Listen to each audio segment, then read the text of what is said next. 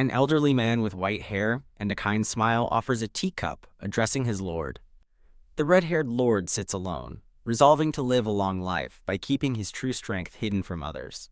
Now dressed in a frilly shirt, he poses with sparkling confidence, declaring that anything would look great on him. He steps into a grand hallway where he is formally greeted by his butler and a line of maids.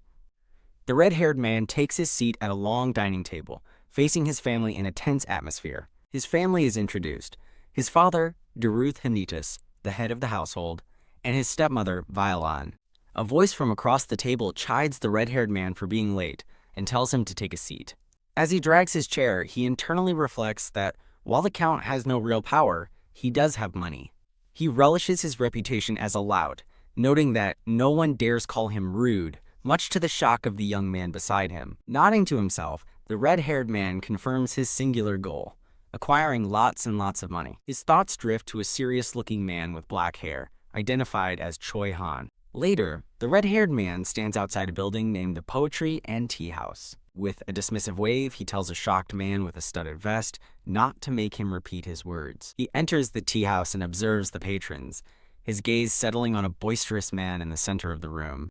The beaming man is identified as Bailose, the illegitimate son of a wealthy family. The red-haired man authoritatively declares the third floor is his for the day and orders some tea, specifying nothing sour. He asks Bailos if they carry novels, and Bailos enthusiastically confirms they have a wide selection for his lordship. He thinks about someone having a big heart while recalling a memory of that person callously dismissing the deaths of peasants. In the flashback, a version of himself yells at Choi Han that a single glass of wine is worth more than all the peasants' lives combined. With a whap, an enraged Choi Han grabs him by the collar, asking if he'd like to test that claim. A long, impressed wow echoes as the red-haired man stands outside a building, noting that he can hear what's happening within. Inside a bakery, he stands with his arms crossed, silently contemplating a large spread of bread. He points decisively across the room, indicating his choice. A coin rolls across the counter, and he instructs the stunned baker to pack up his order. He gives the baker a pointed look, threatening to take his business elsewhere if he doesn't comply. Carrying a massive sack over his shoulder, he walks through the village, realizing he can now see his destination. He stops before a large, solitary tree, looking up at its dark leaves. A sinister red energy confirms the truth. It's a flesh-eating tree. With a tisk, he presses his hand to his face, annoyed by meddlers as someone mumbles for him to get away. Two small, ragged children appear, desperately warning him that the tree eats people and he'll be killed. He glares down at them, reminding them of his infamous identity as Cale the Lout. Then, with a great tumble, he empties the entire sack of bread onto the ground before them. As he leaves the tea house, Bailos asks if he's going, and Cale simply confirms. Cale praises the book he was reading and instructs Bailos not to let anyone else borrow it. He explains he wants to finish it on his next visit, and Bailos smiles, promising to save the book just for Lord Cale. Entering a tavern, Cale is met with a deep bow and fearful murmurs, realizing everyone is afraid of him. He finds who he's been looking for: Choi Han, sitting wounded and exhausted in a dark alley. After a steadying groan, Cale plans his approach, clearing his throat and remarking that they all look hungry. Under the light of the moon, Cale makes an offer to Choi Han and his companions. "Fine, then follow me." Choi Han eyes him with intense suspicion, believing Cale is judging whether he is an easy person to kill. Back at the estate, Cale watches as palpable tension crackles like electricity between his butler and Choi Han. The butler offers to handle the guest, but Cale calmly declines, telling him it's okay as he leads Choi Han upstairs. They arrive at the second kitchen, where Cale has one more introduction planned for Choi Han. Inside, a dark-haired man named Vycross, identified as the butler Ron's son, is methodically working with a knife. Elsewhere, Count Cale Henituse orders someone to continue observing his son and report back any findings. The Count rests his head on his hand, his expression thoughtful and concerned. Daruth reflects that while his son hasn't grown smarter or stronger, his behavior has noticeably changed. Having finished his contemplation, the Count turns and walks away. The butler, Ron, holds a cup and asks someone how the lemonade was. Cale finds Choi Han standing still in a doorway and asks what he wants, thinking he looks like a statue, Standing in the room, a weary Choi Han mumbles to himself about repaying a debt. Choi Han grabs Cale's cloak, intensely promising to repay him specifically for the food he was given. With a scowl, Cale dismisses the offer, thinking to himself that he'd be crazy to hire him. Choi Han reassures Cale that he won't be asked to do anything too difficult, adding that someone named Hans would refuse otherwise. Cale leads the way down a grand hallway, followed by Ron and Choi Han as his butler addresses him. Holding an empty teacup, Ron observes that although Cale doesn't like the drink, he finished the entire cup. As Cale walks away, Choi Han and Ron watch him go in thoughtful silence. Cale returns to the large tree from before, once again carrying a heavy sack on his shoulder. He tsks as the two ragged children stare down at him from their perch. Cale recalls clearing out the bakery yesterday, realizing it will take time for them to restock. Done. A baker from another shop eagerly informs Cale that her bakery has plenty of bread available. Tossing her a coin, Cale promises to visit her shop next time and happily plans to collect bread from 3 different bakeries. Recalling his father's words, he reflects on a smiling Ron, admitting he's starting to change his mind about the man. The gray-haired child declares the food isn't bread or cake, to which Cale nonchalantly asks, "So?" Cale gives them an unimpressed, almost bored look. Spotting 2 small cats, Cale recognizes them as the kittens from last night and shoos them away, convinced they won't remember him. Count Daruth summons Cale and a younger man, assigning Cale to represent the family at the royal palace. Daruth explains that while Basin usually goes, Cale must attend as the eldest son, since all noble children were invited. Cale and his brother Basin stand silently before their father, awaiting further instruction. In a fiery forest, a narration states that Choi Han manages to stop about half of an unspecified attack.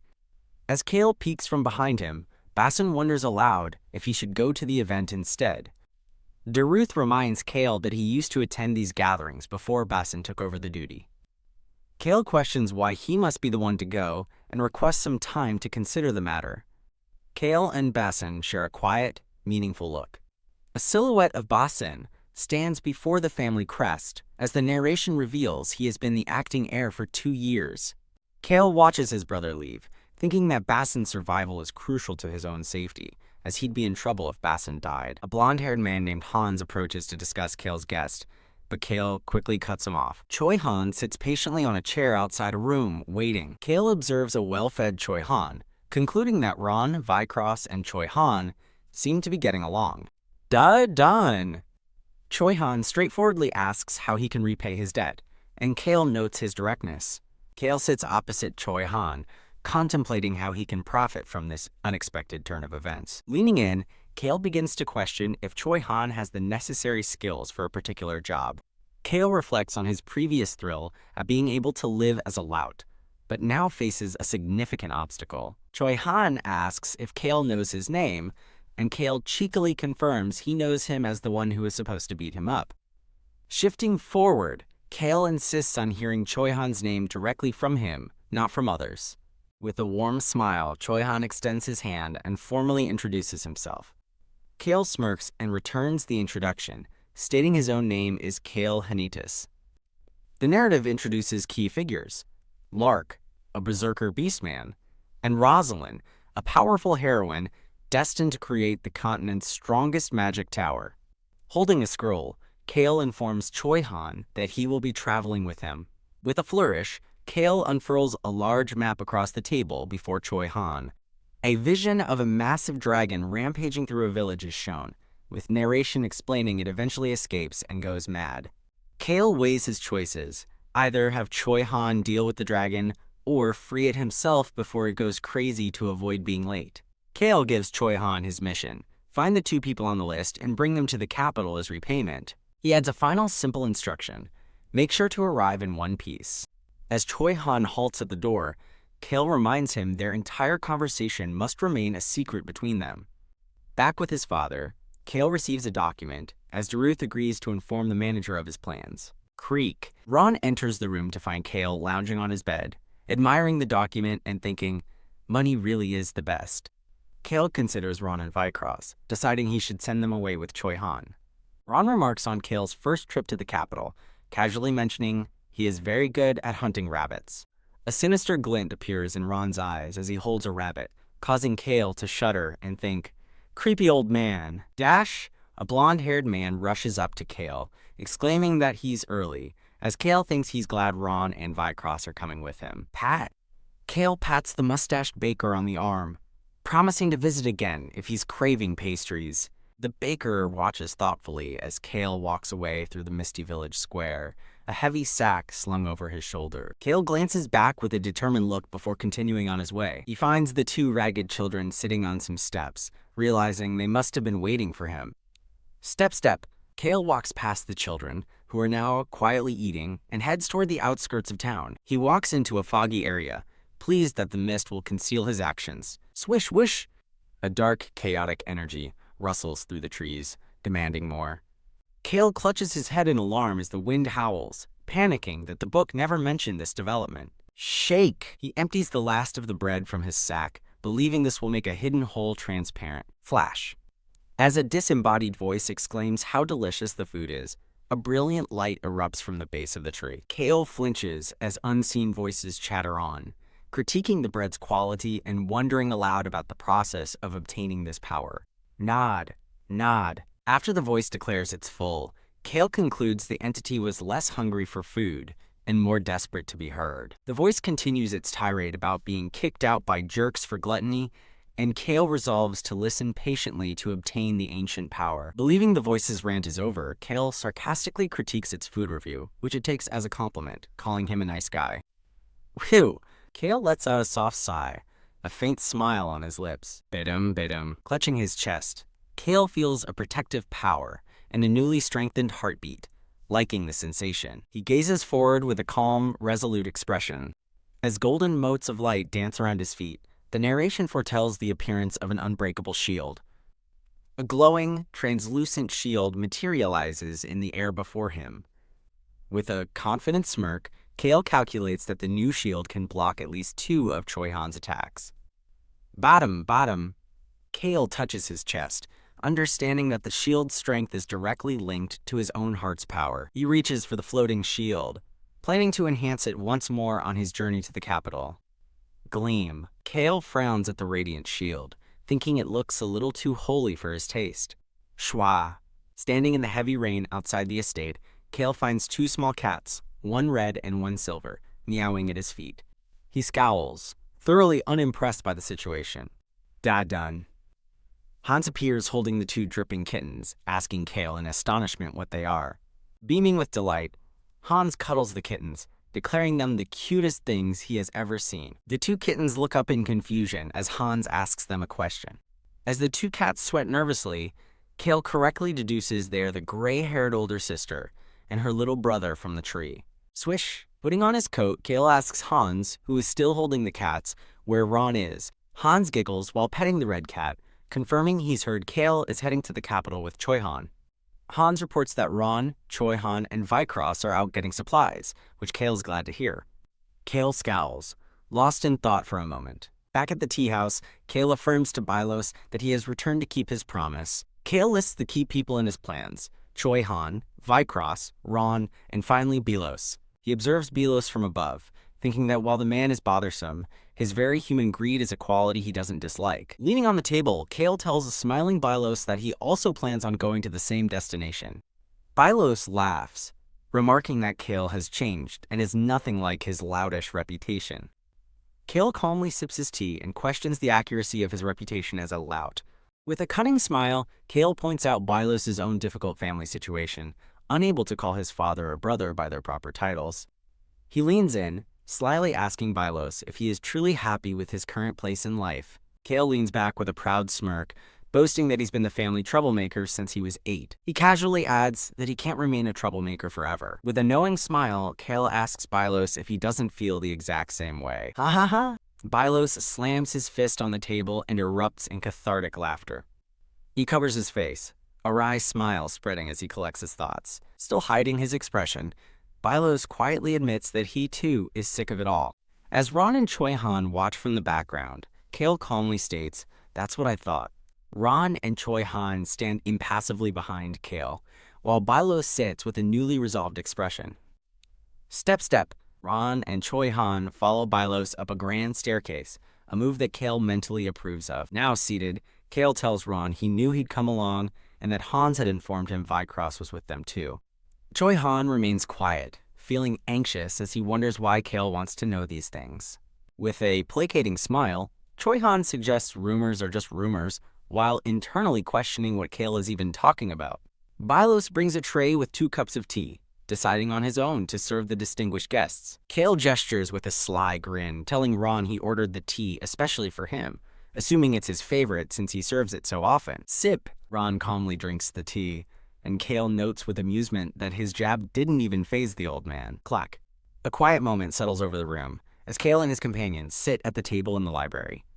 Cale sips his tea, musing that despite some changes to the story, his relationship with Ron feels much the same. Smiling brightly, Cale resolves that his own well-being comes first, enjoying his sweet tea and concluding he can't always live by the book. As Cale and his group prepare to leave, Bilose asks if he's already departing, to which Cale simply confirms he is. Step. A beaming Bylos sees them out, warmly inviting Cale to stop by anytime he wishes. As they walk, Ron states he doesn't want them to get close, but Cale internally clarifies he wasn't talking about Ron. A flashback shows that even on days when Cale came home completely drunk, he never harmed any of his family members. Cale brushes his hair back, realizing the rain has stopped and feeling as though he's known him for far too long. The sun shines brightly on the magnificent Henituse estate, signaling a new, clear day. Inside, Cale turns to the red and silver cats, who sparkle and meow from the table, admitting he nearly forgot about them. Choi Han announces he's returning to his room, determined to develop a stronger heart in order to protect people. Cale flushes, wondering why the already powerful Choi Han wants to get even stronger, and calls out to ask his opinion. FWIP, Hans kneels before the 2 cats, lamenting that they're not very affectionate and won't let him pet them despite his offerings. Hey. Hans giddily asks Cale if the cats are cute, and Cale reluctantly agrees, thinking Hans is now beneath the cats. Cale observes the cats looking perfectly at home and wonders if Hans somehow cast a spell on them as they meow. The red and silver kittens meow plaintively, as Hans regretfully tells them he must leave them for now. Peek. Hans pops his head out from a doorway with a huge smile, telling Cale to call him if the cats need anything at all. Hiss. The 2 cats bare their tiny fangs as Cale speculates their names might be Fog and Poison. Reach. A hand extends toward the 2 startled kittens, who stare up with wide eyes. With a sinister smile, Ron declares he should prepare a parting gift for the little pup master. Cale asks the 2 meowing kittens, who are busily grooming themselves, if they intend to keep following him around. Jolt. As the silver cat rubs against him, Cale is stunned to hear their thoughts. They want meat and cake because they're still hungry. 4 days later, the Henituse family is gathered around a large, elegantly set dining table for a meal. Sipping his wine, Cale feels secure, confident his new shield will protect him from any potential threats during his journey. He sighs in mild annoyance, thinking that despite asking for fewer attendants, the number has somehow increased again. An artistic depiction in Cale's wine glass narrates his stepmother Violan's story of falling in love with sculpture, then Count Daruth. Violan, a woman who takes great pride in being part of the Henituse family, believes that appearances are everything. Cale thinks about the impending disaster of a crazed black dragon, knowing that many people will die if he fails to free it first. Gulp. Taking a drink, Cale reasons that while he doesn't care about strangers, he'd rather not watch them die or be held responsible. Swirl. He swirls the wine in his glass, reciting a quote that sculptors create what they feel, not what they see. Cale then admits to himself that he simply read that quote at an art exhibition. Clink. Across the table, Violan graciously tells Cale she'll leave the matter to him, letting him choose his number of attendants. She adds, however, that she will ensure everything else, like the carriage, is of the highest quality befitting their family's status. His father, Daruth, asks if he's reviewed the document about the other noble families, and Cale confirms it was an enjoyable read. Blah, blah, blah. Cale mentally recaps his findings, noting the other nobles were a mix of stingy, creepy, idiotic, and power-hungry individuals. Slice. Slice. Daruth expresses surprise that Cale actually read the document and tells him to do as he pleases. Flinch. Cale internally reacts as his father mentions a strange rumor that the man-eating tree has changed and sprouted green leaves. He realizes his father is aware of his visits to the slums, but is likely ignorant of the shield he obtained from the tree. Daruth calls the news interesting, and Cale agrees, though his father dismisses it as a silly rumor. Looking serious, Daruth warns that rumors can be dangerous and that there's nothing scarier than gossip. He then reassures the family of their safety, while Cale thinks to himself how comfortable his life in the Henituse territory will be. Slide. Gazing at his plate, Cale looks forward to finishing his trip to the capital so he can return and live out his days peacefully. Announcing he has work to do, Cale stands to leave the dining room and says his goodbyes to his family. Stare. Cale's younger siblings, Bassin and Lily, gaze up at him with serious expressions. Bow. The two children bow respectfully to Cale, who looks down at them. Fidgeting nervously, his little sister Lily wishes him a safe trip, which seems to surprise Cale.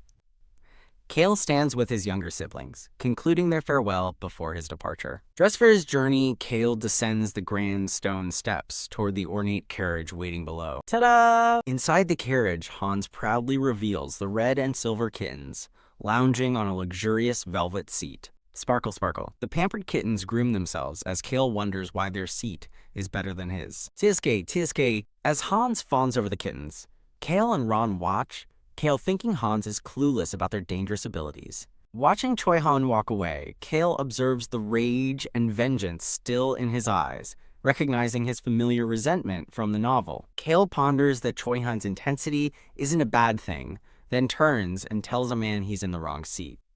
TSK. A man in a white coat confronts Choi Han, and Cale dryly notes that every town seems to have a bully. Step, step. As the bully walks off, Cale gets into his carriage, thinking the man will soon regret underestimating Choi Han. The same man cheerfully approaches Cale's carriage, laughing as he asks his lord if they should get going now. Startled, the man freezes as Cale gives a simple, authoritative command to go. Clip-clop. The grand carriage and its escorts travel through a sunlit forest, crossing a wooden bridge.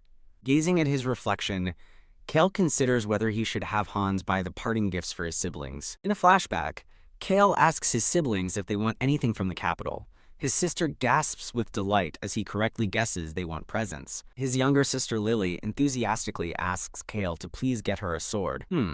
Cale considers her request, noting her dream to be a swordswoman and how their family's tall, balanced physique makes her a good candidate. Finding the dream suitable, Cale agrees to buy her an expensive sword. Beam. Overjoyed by his promise, Lily's face lights up with a brilliant, happy smile. Cale then asks his brother Bassin for his request, who simply replies, a fountain pen. Done! The journey is abruptly halted as a massive group of bandits blocks the road ahead. Shout! The fierce, blue-haired bandit leader points aggressively, demanding they pay a toll and hand over everything. Unfazed, Cale recognizes the bandit encounter from the novel and wonders why they're targeting a carriage with the Henituse family crest. Clank, clank! Cale internally screams as Ron's menacing reflection appears, eager to catch these rabbits, making him far more terrifying than the bandits. Scurry. Outside, Hans happily offers the kittens some healthy, unseasoned jerky, and they rush toward him. Glance, peek! While eating, Choi Han clicks his tongue, looking over at the other knights with disdain. The narrator explains that Cale's men had to fight dozens of bandits, as Choi Han faces the horde alone. Standing victorious over a field of defeated bandits, the blood-soaked swordsman is identified as Choi Han. Knock knock. The former bully, now a nervous subordinate, knocks and reports to Cale that the bandits have been dealt with. Pop! Choi Han appears with a blood-splattered grin, calling the fight a piece of cake and making the subordinate flinch. Cale smirks knowingly. Flinch. Ron approaches Cale's dinner table, asking if he has lost his appetite since he hasn't touched his food. Ron asks if Cale has a stomachache, but Cale insists he's fine, while Choi Han declares he'll eat anything but rabbits. Choi Han stares intently across the camp, addressing Lord Cale. The group makes camp for the night, their wagons parked in a clearing surrounded by misty woods. Stare. At the campfire, Choi Han asks Cale what he's looking at, causing Cale to fidget. Cale inquires about the battle with the bandits, which Choi Han confirms is what he was thinking about. Recalling the massive horde of bandits, Choi Han admits he's never seen so many in his life.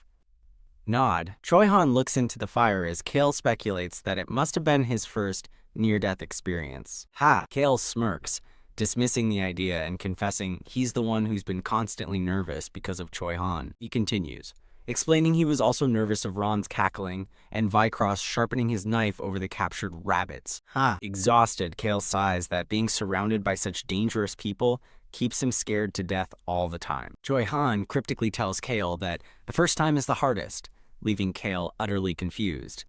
When Choi Han asks if he practices martial arts, Cale casually replies that he doesn't need to.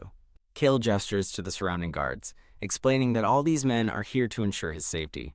Grin. Cale confidently places a fist over his heart, declaring that he trusts his own power and will survive. He chuckles to himself, acknowledging that survival means avoiding warriors like Choi Han, who continues to stare. Quiet. The scene highlights the tension at camp, focusing on Cale's thin frame and his untouched food. Meow, nya. Cale sits with his arms crossed as the two kittens cry out, wondering what's wrong with them. Turn. Choi Han announces he's going to practice his swordsmanship, but Cale points out that he just finished eating. Chills. Watching Choi Han walk away, Cale gets a shiver down his spine, thinking he's a scary guy who might destroy the planet. A man in a server's apron offers Cale a bowl of food, which Cale accepts with a word of thanks. Step. Ron approaches Cale, beginning to comment on what happens when one doesn't have an appetite. Yell! The former bully shouts at his men, mockingly asking if they're trying to keep up with Choi Han. An aerial shot shows the carriage continuing its journey, with a narrator stating that only 3 days are left. T-esque, flinch. Cale thinks about how a psycho torturing a dragon put the whole area in danger, causing Hans to flinch. Click. Hans opens the carriage door, announcing that he and Mr. Choi will find an inn. Cale calmly agrees. Cale calls out Choi Han's name, who turns and answers him. FWIP. Sitting in his carriage, Cale impatiently tells them to make it quick, startling Choi Han and Hans. Nod! Choi Han eagerly promises they'll be back soon, and Cale feels his overly enthusiastic reaction is suspicious. Cale looks queasy, feeling as though he's just handed a poisoned apple to someone with sweaty hands. Clip, clop, neigh, rumble. The carriage rumbles toward a small village, where an old man with a cane walks slowly in the road. Clip, clop, neigh. The horses gallop forward, their hooves kicking up dust as the carriage speeds dangerously onward. Flap, dash. With his cloak flying behind him, Choi Han sprints desperately toward the carriage's path. Reach. Choi Han grabs the old man just in time, internally screaming that he hates tropes like this. Gallop, tumble. The reckless carriage speeds past, sending Choi Han and the old man tumbling to the ground. Clack. Cale opens the carriage door with an exasperated sigh, looking out at the scene. Step. As Cale walks forward, flanked by his men, one asks if he's going himself, and Cale confirms there's no one else. A blond man with an arrogant expression and a blood-stained cuff is revealed as the owner of the other carriage. The authoritative aristocrat is identified by name, Venyin Sten. A woman with dark hair angrily demands to know why Choi Han blocked a nobleman's path, but another man defends him, shouting they were driving recklessly. The woman dismisses the incident as the stupid commoner's fault, while Choi Han glares protectively over the fallen man.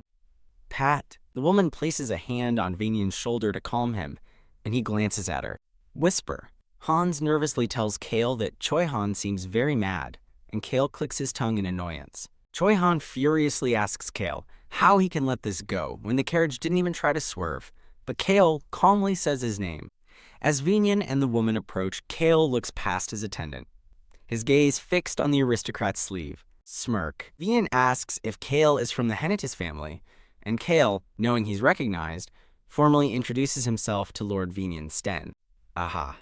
Vanian chuckles, and Cale internally scoffs at him for asking a question he already knows the answer to. Cale sarcastically introduces himself as the famous lout, which makes Vanian laugh and call him a funny man. Vanian calls the old man an inconvenience, but says it was worth the delay to meet Lord Cale. Choi Han's eyes burn with rage as he thinks about the difference in power between people in this land. Tremble. The terrified old man prostrates himself on the ground, begging Lord Venian for forgiveness. Cale observes, realizing this territory's viscount is snobbish and authoritative because he emulates his master, Marcus Sten. Turn. Cale addresses Venian, asking if their business is concluded, and Venian agrees that it is. Pat, pat. Cale startles the old man by patting his shoulder, who flinches and asks what he wants. Stand. Leaning down toward the old man, Cale asks with a confused expression, I'm sorry? Cale then asks the old man where he can get a drink, declaring he needs one and telling the man to lead the way. With a grand gesture, Cale bids Lord Venian farewell, saying it was nice to meet him. The woman with Venian reminds him they're late, but he rebukes her for interrupting a conversation between aristocrats. Shake. Venian smiles and shakes Cale's hand, bidding him farewell. Deb. Smiling graciously, Cale tells Venian he seems like a great person and suggests they share a drink in the capital city. Halt. Venian's smile vanishes, replaced by a dark glare, as Cale praises him as the future Marquess of Sten. Cale dismisses the drink offer, saying he's not in the mood, just as the old man reveals that he sells liquor. Cale looks surprised, asking if the old man is a bar owner, who clarifies that he runs the only inn in town. Choi Han confronts Cale, asking if he isn't angry about the incident, to which Cale nonchalantly asks, about what? Choi Han angrily lists Venian's offenses: disrespect, ridiculous advice, and calling the old man an inconvenience. Cale internally lists the heroic things he could have said, like demanding a proper apology for the old man. Whoosh! With a gust of wind, Cale coolly dismisses the idea, stating that he's not that kind of person. Cale thinks to himself that the bastard he just met is probably going to be kicked out of his house soon. With a slight smile, the red-haired man adjusts the golden pin on his cravat. Cale smirks smugly, thinking about how Venian will soon be forced from his home. Looking over the town, Cale declares his plan. He's going to steal Venian's dragon. Jump. Inside the inn, Cale surveys his room as the old man explains they've never hosted an aristocrat before. The anxious innkeeper apologizes for the humble room, but Cale, finding the politeness uncomfortable, pats his shoulder and tells him to relax. Cale says he dislikes it when people grovel, and reassures the man that his establishment is perfectly fine. Touched by his kindness, the old man asks if everyone from the Henituse territory is like him. PFFT, Cale scoffs at the notion, proudly declaring that he is, in fact, the biggest lout in the county. Cale dismisses the old man, who bows and departs. Cale wonders if his statement about being a lout was understood at all. Swing. Now in a white shirt in his room, Cale calls for someone to enter. Hans arrives, carrying a wooden box up the stairs and asking if this is what Cale wanted. Cale tells him to hand it over. Stare. Hans gazes at the box with undisguised curiosity, clearly wanting to know its contents. Cale chides Hans for showing his emotions, but Hans confidently argues a butler should be transparent. Cale finds him amusing. Hans confirms their 3-day stay, and Cale delegates all arrangements to him, which he accepts. The ornate wooden box, featuring a golden crest and a sturdy lock, sits waiting. Tap. Sitting on his bed, Cale muses that Hans has a lot of guts, making him comfortable to be around. Sniff, sniff. The two kittens curiously approach the box, desperate to know what's inside. Grab. Click. Cale opens the box, thinking its contents will save and protect him. Grin.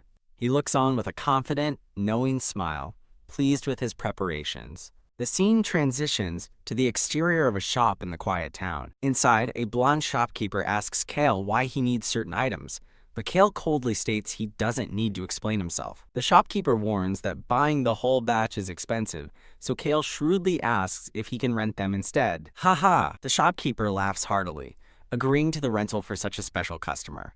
Cale examines a small black orb, identifying it as a mana orbic confusion apparatus. Flinch. He tells the kittens, the ball cost millions, causing them to gasp in awe. Cale smirks, noting that while the ball is expensive, he appreciates that it won't break easily. Roll, tap. The kittens playfully bat the ball on the floor, as Cale asks if they can read a map. The kittens proudly confirm they can, revealing they were heirs of the Mist Cat tribe as their tails wag. Unfurl. Cale spreads a map before the two kittens, who stare at it with intense focus. He instructs them to find a house to the east on the map, but warns them to stay hidden. The white kitten raises its paw, excitedly asking if they're on a rescue mission, but Cale clarifies they're just getting someone out.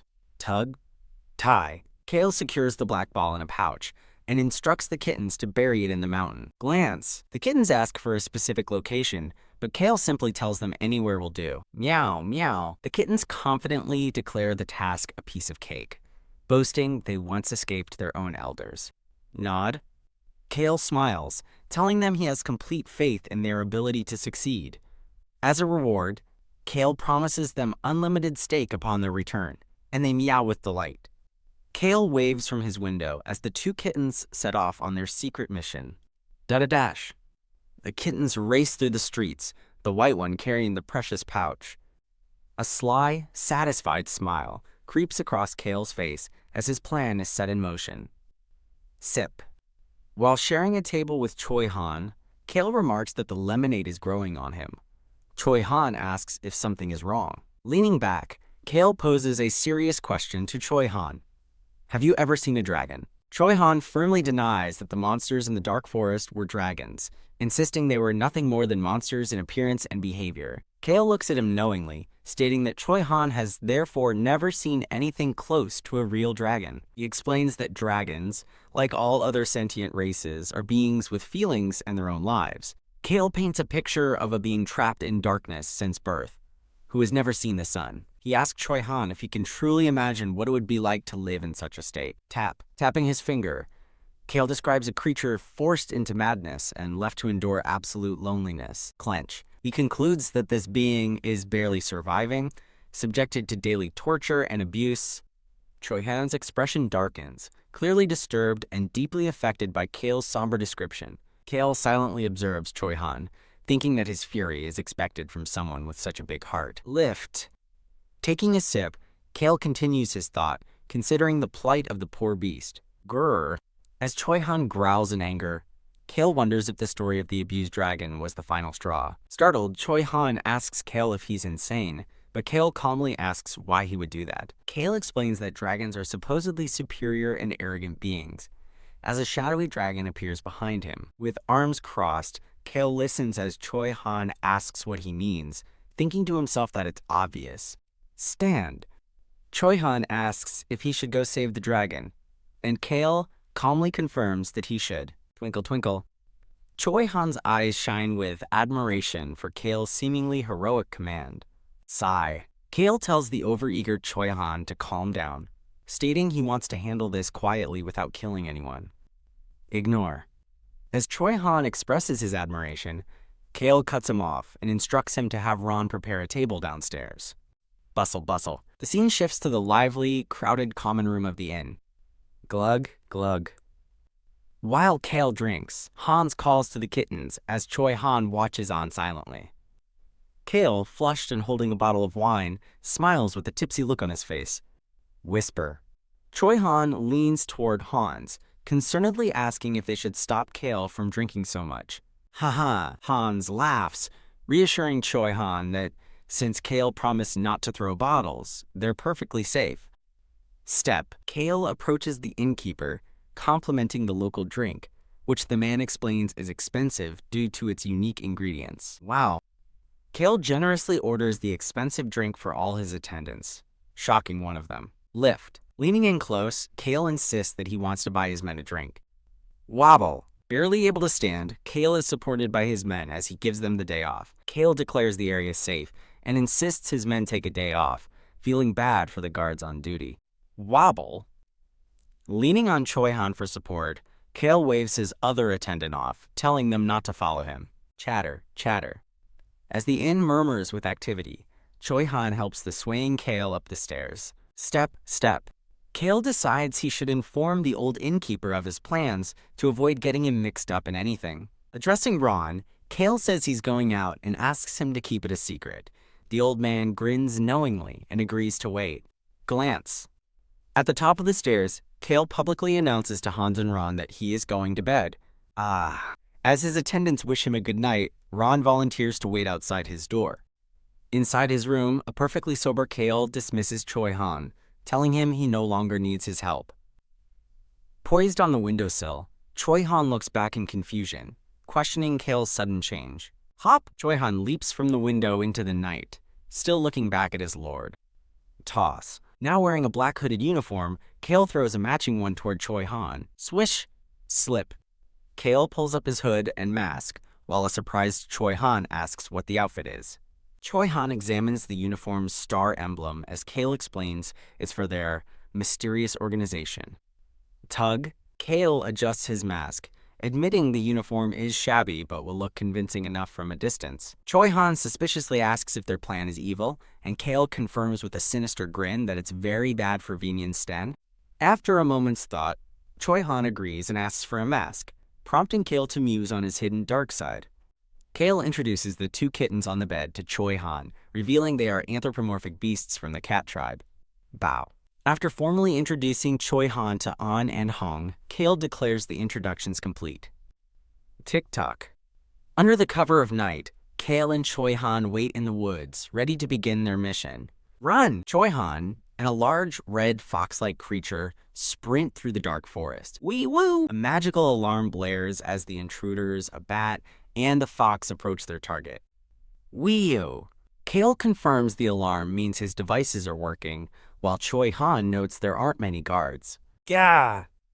The cloak duo confronts two armored guards, one of whom writhes in pain on the ground. Swoosh! A blonde knight leaps down, angrily demanding to know who the intruders are. Slash. With a swift strike of his sword, the cloaked figure incapacitates the knight. Freeze! A thick fog suddenly envelops the area, catching a group of guards by surprise. Block! Cale and Choi-han stand back to back, prepared for battle within the magical mist. Point bolt. A guard orders his men to stop the shadowy figures as they move through the fog. Splatter. A cloaked figure stands over the bodies of fallen guards, his curved blade dripping with blood. Clang. A green-haired knight desperately parries a blow, demanding to know the intruders' identities. With cold determination in his eyes, the masked swordsman declares, "No one shall pass this point." Inside a dark dungeon, the blonde man yells in frustration, wondering why the magic crystal isn't working.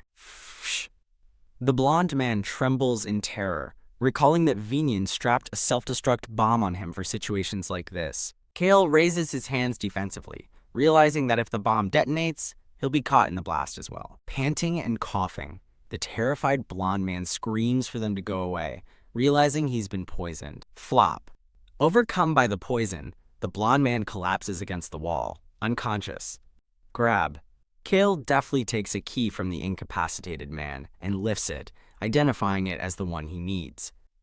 Rattle. Creak. He uses the key to open a heavy door, revealing a small, horned creature chained in the darkness. Kneeling before the wounded black dragon, Cale thinks to himself that he likes the defiant look in its eyes. The two kittens, An and Hong, appear beside the unconscious torturer, declaring that it's about time as they cautiously approach. Cale gently lifts a small, injured black dragon into his arms, holding it securely. Bump! While scanning the room for an escape route, Cale inadvertently bumps his shoulder against a wall. Tap. Tapping the wall, Cale muses that Vinian's escape route must be hidden somewhere nearby, as the kittens meow at the fallen man. Cale locates the exit, recalling from a book that applying the correct pressure will open the way. Step. The masked Choi-han appears, reporting to his lord that he has completed his assignment. Choi-han stands watch over the scene, the unconscious torturer, the two kittens, and the small dragon. Slip. Choi-han reports that he fulfilled Cale's orders, allowing the laborers to escape while immobilizing the fighters. Cale points to a spot on the wall and instructs Choi-han to punch it. Choi-han asks if he should use his full force. Wham! Choi-han unleashes a powerful punch, shattering the wall with a blast of blue energy. Clatter. As the wall crumbles, revealing an exit, Cale ignores the kitten's cries of "wow" while cradling the dragon. With the kittens perched on his shoulders, Choi-han confirms he's ready to leave as Cale gives the order to go. Under the night sky, Cale holds the rescued black dragon, which gazes up at him with wide, curious blue eyes. Cale tells the stubborn dragon to stop staring, reminding it he's helping, while thinking about the 4 years of torture it endured. Peek. From the safety of a blue cloth, the small, wounded dragon peeks out cautiously. Cale examines a large pair of metal shears, preparing for the next step of the rescue. Grab, clang. He firmly grips the heavy magic restraining collar around the dragon's neck, shocking the watching kittens. F says. With a crackle of blue energy, the collar breaks apart, its magic dissipating into the air. Freed from its restraint, the small black dragon lies on its back, finally able to relax. Cale holds the shears, his expression serious as he looks down at the newly freed creature. "What are you looking at?" Cale asks the small dragon, breaking the silence. "Pull." Cale hands a cloth to Choi-Han, warning him to use it when handling the collar to avoid getting shocked. Choi-Han and Cale silently observe the small dragon, which sits defiantly on the broken pieces of its former prison. Crouch. Cale offers a red potion to the hesitant dragon, wryly asking if it knows how much money he spent on it. He sincerely wishes the stubborn little thing a quick recovery, holding the potion out for it. Flash. A brilliant blue light erupts from the dragon as it consumes the healing potion. A powerful aura of blue and purple light radiates from the dragon's tail as its strength returns. The dragon takes a tentative step forward and then begins to float. Much to Cale's observation, Cale confidently addresses the floating creature, stating he knows it can speak and demanding it answer him. Now inside the empty potion bottle, the tiny dragon peers out, safe and curious. Whoosh, the dragon declares, "I will live," as Cale offers it another potion with a knowing smile. Asserting its desire for freedom, the dragon rejects being tamed. Cale simply agrees, stating dragons should be free. Grrr! The small dragon growls in disbelief and anger, calling Cale a liar. Whoosh! Cale internally recounts the success of his mission as he and Choi-Han depart, leaving the freed dragon behind. Walking through the woods, An tells Hong she thinks the dragon is going to follow them, and Hong agrees. The kittens excitedly wonder if they're getting a little brother, causing Cale to laugh at their absurd conclusion. Cale places a hand on Choi-Han's shoulder, commending him for a job well done. A narrator explains that Choi-Han's previous fight was about protection, but this mission was about truly saving someone. Cale smiles, thinking it doesn't matter that he saved the dragon instead of the town, just as Choi-Han addresses him. Chills. Choi-Han asks a chilling question. What will Cale do if the dragon decides to follow him? Cale walks on in silence, lost in thought as he considers Choi-Han's question. Glow. Later that night, as Cale sleeps, the small dragon sits on his windowsill, enveloped in a protective sphere of blue light. Squeeze. The small black dragon, glowing with blue energy, clutches the empty potion bottle to its chest. Looking haggard, Cale complains about his hangover and the unsettling feeling of being watched all night. Choi-Han confirms he erased their tracks and created a fake trail, to which a yawning Cale listens. Cale shows Choi-Han a map, explaining their next stop is the city of Perthley, where they will part ways. Choi-Han reveals he went back to check on the Sten family's vacation home, and Cale asks for his report. He describes a scene of chaos, with knights and guards abandoning their posts in the aftermath of the raid. As An and Hong gasp, Choi-Han continues, explaining that the entire area was left in complete ruins. Cale calmly deduces that the widespread destruction must have been the work of the newly freed dragon. With a knowing grin, Cale explains the dragon's actions were strategic, meant to block escape routes and destroy magical devices. Cale warns Choi-Han not to underestimate dragons, then dismisses him for the time being. Turn. Choi-Han says he must go help Vycross, prompting Cale to remark on how close they've become. As Choi-Han bows and departs, Cale quietly observes that he's never seen that particular expression on his face before.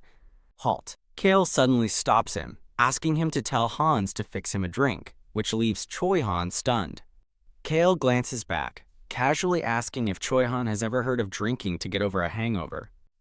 Having dismissed Choi-Han, Cale descends the wooden staircase of the inn alone. From the stairs, Cale sees Choi-Han standing motionless at the bottom and wonders why he hasn't left yet. Cale notices two knights nearby and wonders if one is the man Choi-Han knocked out the previous day. Bump. Cale bumps into the preoccupied Choi-Han, who flinches, asking him what he is so afraid of. Facing the two approaching knights, Choi-Han regrets not incapacitating them for longer, surprised by their quick recovery. He admits to Cale that he seems to have underestimated the strength of the knights. Clench. Choi-Han vows to use greater force next time, as Cale silently praises the protagonist's classic resolve. Cale takes a seat at a long wooden table in the inn's courtyard, waiting. Deb, the old innkeeper, approaches, presenting Cale with the same bottle of wine from the night before.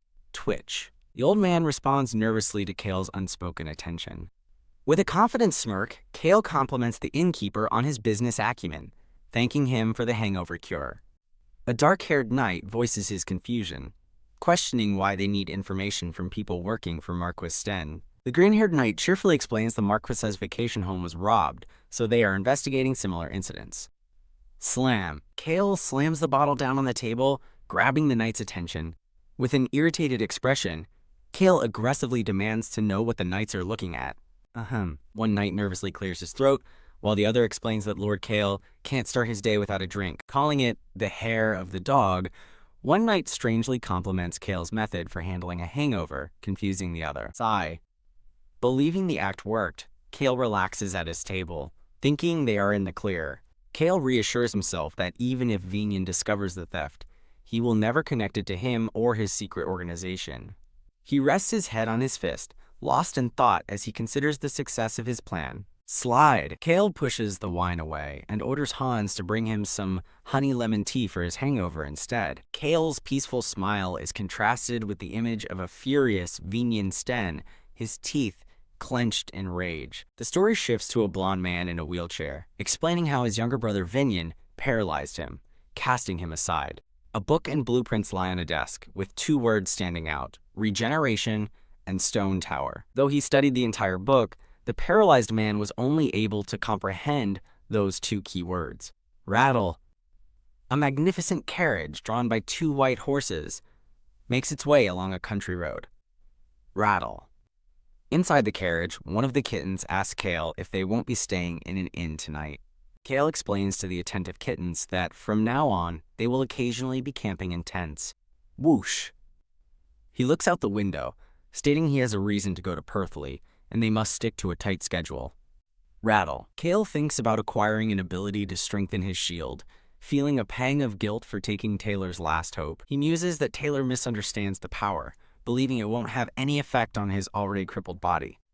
Blood drips from a wheelchair onto scattered notes, illustrating the grim reality that the ancient power cannot save Taylor's life from Vinian. TSK. Back in the carriage, one of the kittens relays a message to Cale from Hans. Meow, meow. With twinkling eyes, An and Hong ask Cale if they can visit a certain place, promising not to cause trouble. Rattle. The small black dragon wishes for a little brother, but Cale immediately and flatly denies the request. Nay! As the carriage stops at sunset, Cale leans out and tells an attendant they'll be camping for the night. Done. A freshly hunted deer lies on the ground, a clear offering left behind. Cale asks what the deer is, as Hans, the orange-haired attendant, suggests it was left for them. Cale deduces it's a message from someone who can't write and gets a bad feeling, while Choi Han looks pleased. Cale realizes Choi Han must have purposely ignored it. Turn. Deciding to feign ignorance, Cale turns away from the deer and the strange paw prints left in the dirt. Cale laments that he hoped ignoring the messages, a wolf and a rabbit, would make the persistent creature give up. Now, in a room, Cale worries, wondering aloud if the creature would actually follow them into the city. Choi Han, holding the kittens, finds the creature cute like a child, but Cale counters that the kid can destroy mountains. Cale sighs, admitting he once hoped the dragon would use its power to destroy the Sten family. Rattle. TSK. Gazing out the carriage window, Cale considers how the dragon's actions would bring peace to his territory. Rattle! Peeking out the window, the kittens gasp in awe at the festive city streets below. Wow! Whoa! The kittens marvel at the piles of stones outside every house. As Choi Han explains, this is the city of stone towers. Standing on the street with Hans, Cale confirms they will be staying in the city. Hans enthusiastically confirms their stay, mentioning the cheap rooms, while Cale questions the city's Stone Tower Festival. When Hans offers to tell a sad, didactic story about the city, Cale curtly dismisses him if the story is long. Ignoring Cale's disinterest, Hans begins the legend and seriously asks if Cale is paying attention. Point.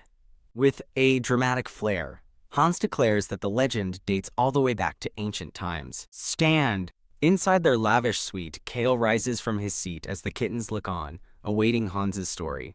Cale takes a drink and permits Hans to continue. Hans beams, clears his throat, and begins his tale. Hans reveals the city of Perthel was abandoned by the gods, a fact that visibly surprises the seated Cale. Cale's expression is one of genuine shock and confusion upon hearing this startling piece of local history. A dark, ominous vision of the city and its stone tower hints at a somber and cursed past. Hans repeats his dramatic declaration that the city was abandoned by its gods, setting the scene for his story. Cale notes he's never heard this before, prompting a cheeky remark from Hans about his lack of historical study. Cale's glare warns Hans he's on thin ice, but Hans laughs it off, claiming it's his duty to inform him. Hans explains that in response to the gods' abandonment, people began stacking stones as a form of worship. He continues, explaining that because of this, there are no temples in the entire city of Perthel. Cale correctly guesses the people don't serve the gods who abandoned them, earning him sarcastic praise from a giddy Hans. Hans clarifies that the stone towers later came to represent promises between people and to oneself, piquing Cale's curiosity. Raise. With an excited grin, Hans raises a finger, ready to reveal the nature of the promise. Cale smiles faintly, flipping a gold coin as he calls Perthel an interesting city. Clink. Hans explains the people must make their own wishes come true, a thought Cale reflects on as he stacks his own coins. Cale realizes with a smirk that the stone stacks aren't actually for worship after all. Hans confirms they are promises to oneself, concluding that the gods don't grant wishes anyway. Glare. Under the table, the two kittens glare fiercely up at Hans, who gasps in sudden fear. Grr. On and Hong stare daggers at Hans, their cute faces twisted in anger. Drip drip. A terrified Hans sweats profusely, asking his babies why they are upset and offering them jerky. Flustered, Hans panics as Cale dryly notes the kittens aren't hungry. They explain to Cale that Hans lied, telling them wishes at stone towers come true. Huff puff. Hans tries to placate the kittens with treats, but they angrily turn their backs on him. Glance. Hans nervously asks Cale for permission to be excused, and Cale grants him leave for the entire night. Dash. Promising to be quick, Hans scurries out of the room as the kittens watch his hasty retreat. Clink. Cale sips his wine, then addresses the elderly butler, Ron, telling him he should also get some rest. Ron asks about Choi Han's departure in 2 days, which Cale confirms before playfully asking if Ron wants to go with him. Smile. With a chilling smile, Ron professes his loyalty to Cale, sending shivers down his master's spine. Ron suggests it would be beneficial for Choi Han to stay and that he should get to know him better. Cale notes Vycross will be disappointed. Cale happily outlines a future where Ron, Vycross, and Choi Han are reunited and travel together to Rosalind's kingdom. With a lightly threatening tone, Cale tells Ron he'd better agree. Ron dutifully states he looks forward to their time together. FWIP. Cale scoffs in disbelief, convinced Ron is lying and incapable of such earnest feelings. Meow. The kittens cry fat tears, accusing Hans of being a liar and betraying their trust. As the kittens wail, Cale quietly recalls a detail from an old story, noting that a certain old man lived to be 150. Gasp! Flinch! Hans returns with his arms full and stops dead in his tracks, shocked by the scene before him. A kneeling Hans looks up in surprise as Cale, fully dressed and accompanied by the kittens, stands ready at the doorway. Adjusting his jacket, Cale tells the orange-haired man, Hans, that they're going to see some stone towers.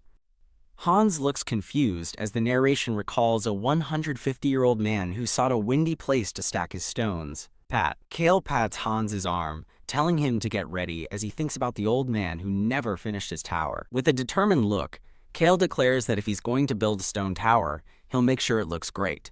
Step. Step. Cale, Choi Han, and the kittens walk through a grand, sunlit plaza toward the stone towers. In a large, sandy square, Cale spots Taylor in his wheelchair, thinking he figured he'd find him here. The narration identifies Marquis Sten's eldest son, Taylor, and the woman beside him, a high priestess named Kage. Cale explains that he came to see the towers for himself, having only a description to go by. The man in the wheelchair asks the high priestess, Kage, why she wanted to come to this place. Kage reveals she had a recurring dream telling her to meet their savior here, and that even the god of death can't predict his moves.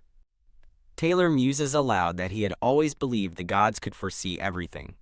Kage dismisses the gods' confusing messages, but Taylor gently reminds her that it is still a message from them. Kage scoffs at the idea of a savior, questioning the gods' usefulness when they don't even put food on the table. After their discussion, the blonde-haired man suddenly announces he's craving a beer. Point. Kage cheerfully agrees to treat him, and he readily accepts, preparing to take her to a tavern. Watching the pair leave, Cale thinks to himself that he has now seen their faces.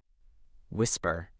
Hans leans in to tell a startled Cale that he just saw the Marquess of Sten's eldest son. Cale asks how he knew, and Hans taps his head, smugly stating he's memorized every aristocratic family. With a tired expression, Cale instructs him to simply ignore them. Cale observes a pile of rocks, looking unimpressed and noting that it doesn't seem special at all.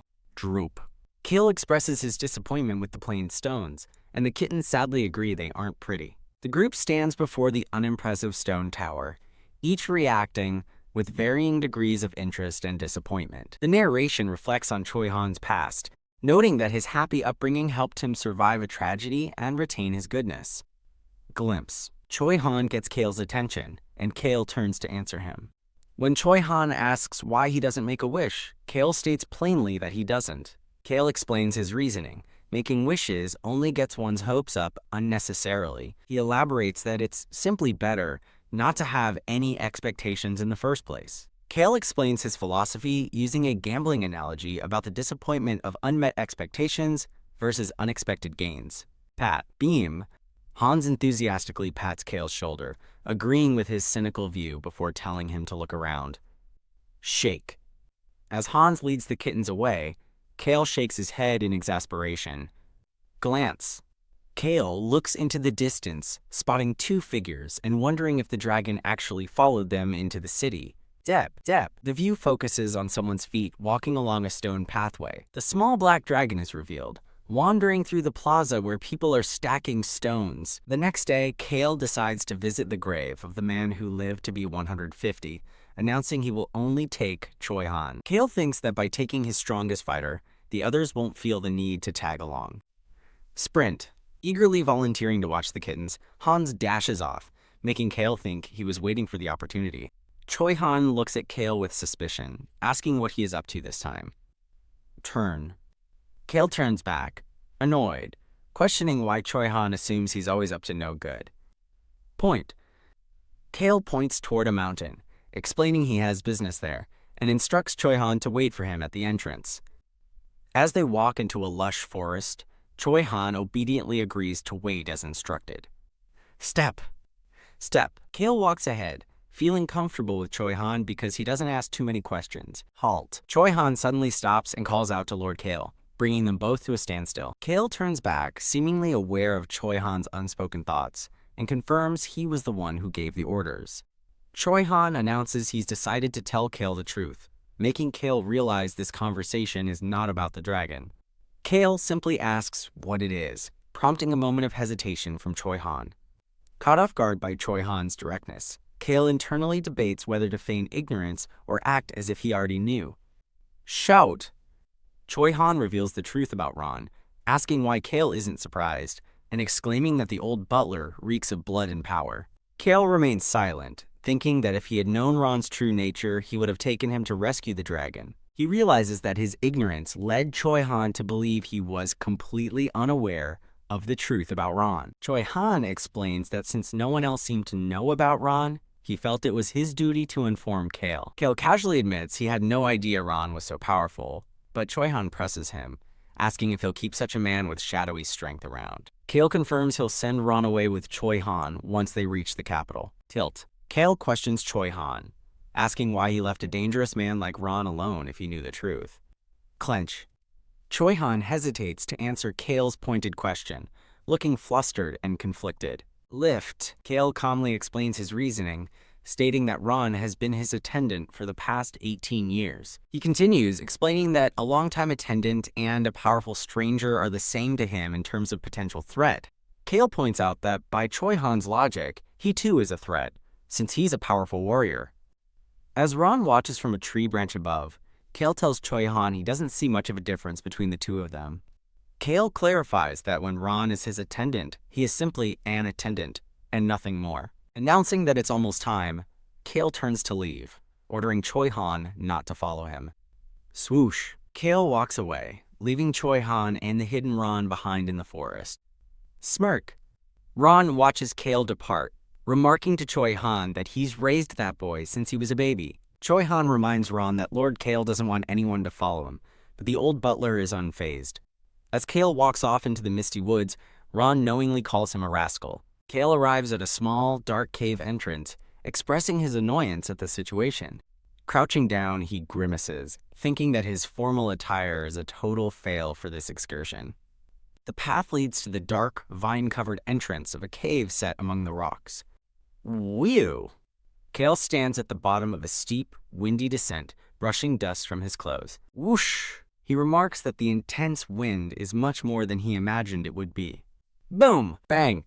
As the wind howls, Cale wonders if he can make such sounds by obtaining the sound of the wind, confidently noting Taylor couldn't have gotten it without Keiji's help. Whoosh! The small black dragon suddenly appears, flying by Cale's head and declaring him incredibly weak. Flash! As a pair of ethereal white wings manifest behind him, Cale walks forward, much to the dragon's shock. Cale realizes the dragon followed him but decides he has no time to waste on it, focusing on how the wind's intensity changes every 3 hours. Bang! Bang! Cale stands firm inside a protective shield as the wind whips debris around him. Whoosh!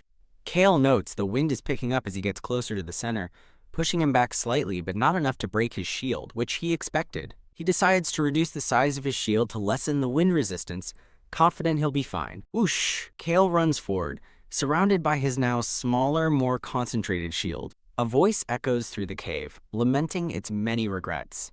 Cale realizes it's like the tree that spoke to him earlier. Sighing, Cale thinks about how weird each of the ancient powers are and questions why Taylor thought this one was serious. Pause. The voice speaks again, telling the man with a familiar power that it does not wish for him to have this power, piquing Cale's curiosity. Whoosh!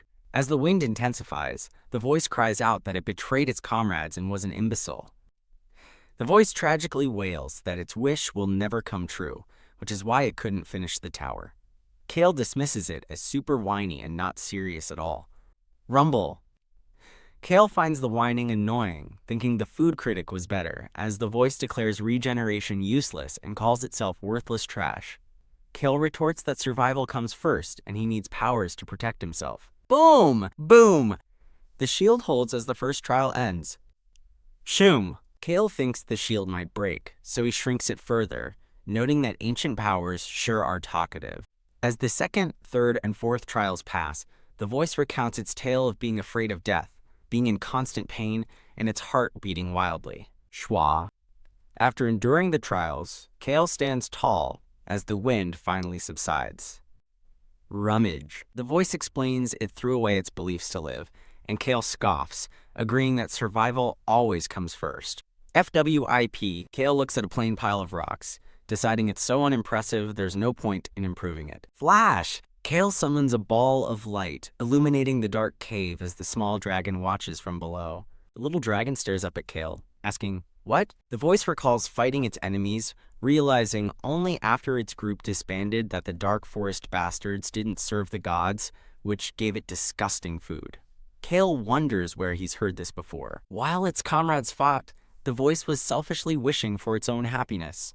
FWIP. Cale scoffs, stating that humans are selfish beings. Tired of the whining, Cale asks if the voice is done. It starts hiccuping and crying about its reliable sister, driving Cale nuts. Whack! Crumble! Cale smashes the stone pile with his scabbard, and the little dragon observes that the human is strange. Glow. With the stone tower destroyed, a single glowing orb of light appears before Cale and the dragon. Cale and the small dragon stare at the softly glowing orb in the silent cave. Reach. Cale reaches his hand out toward the glowing white orb of power. He touches the orb, and streams of golden light begin to flow from it into him. Cale is lifted into the air as the power of the ancient artifact surges into his body. Batum, Batum. Cale clutches his chest, feeling a powerful heartbeat as the ancient power surges through him. A silver shield materializes over his heart, As the narration explains, its power grants vitality and rapid regeneration. Tap. Tap. Having acquired the new power, Cale emerges from the cave, followed closely by the small black dragon. Glance. Turn. Cale looks back at the silently observing dragon, who turns its head to meet his gaze. Flap. Startled, the dragon flinches and leaps into the air when Cale casually asks if it wants to tag along. The conflicted dragon declares Cale is weak and needs protection, but stubbornly adds that it hates humans. Poof. Annoyed by the dragon's indecisiveness, Cale tells it to make up its mind as it suddenly vanishes. Rustle. The rustling of nearby bushes suggests the now invisible dragon has decided to follow him after all. Rustle. Cale stands still, calmly aware that he is being followed by his new, unseen companion. Startled by a sudden stomp and flap, Cale realizes the invisible dragon isn't very good at being stealthy. With a weary sigh, Cale resigns himself to his new responsibility, muttering that he has to take care of the dragon too. A disheveled Cale returns to Choi Han, who asks if he tumbled down the mountain. Cale exasperatedly admits he did, a bit. Shatter. That night on the city outskirts, the sound of breaking pottery is followed by a cry of pain. Inside a room, a man with black hair named KJ clutches his head in agony, telling his white-haired companion not to speak. Groan. Kage continues to suffer, as his companion asks if the gods are speaking to him again. Wham! Overwhelmed with frustration, Kage violently kicks a chair and screams that he hates this. The white-haired man in the wheelchair watches calmly as Kage's tantrum subsides, and an attendant rights the furniture. Dismissing the attendant with a wave, the white-haired man asks if someone broke in, then tells the attendant not to follow them. Swing. Kage opens a door to a balcony, as the white-haired man, Taylor, asks him what's happening. Step. Cage walks out onto the stone balcony, with Taylor following close behind in his wheelchair. With an unnerving smile, Kage turns and confirms that what he heard is true. Leaning on the railing, Kage explains that a voice told him to destroy it to have his wish granted. Pressing his temples, Kage suggests they do it, but immediately recoils in pain, cursing the voice. Taylor watches his companion's pained expression with a look of concern. Taylor sighs, noting this is the first coherent message he's heard from the voice in a year, and asks what's special about the stone stack. Kage explains the voice left the choice to them but also warned against destroying it if they desire an easy life. He adds that there's an envelope hidden under a rock, believing the stack was built just for that. Turn. Sensing no danger, Kage turns to Taylor and asks what he wants to do. Taylor smiles with firm resolve and makes his decision. Let's destroy it. Pow! With a smirk, Kage unleashes a powerful strike, shattering the pile of stones. Clatter. As the stones fall, Taylor reflects on the warning about living an easy life. Taylor declares his life has never been easy, and with newfound determination, vows to fix his legs and march forward.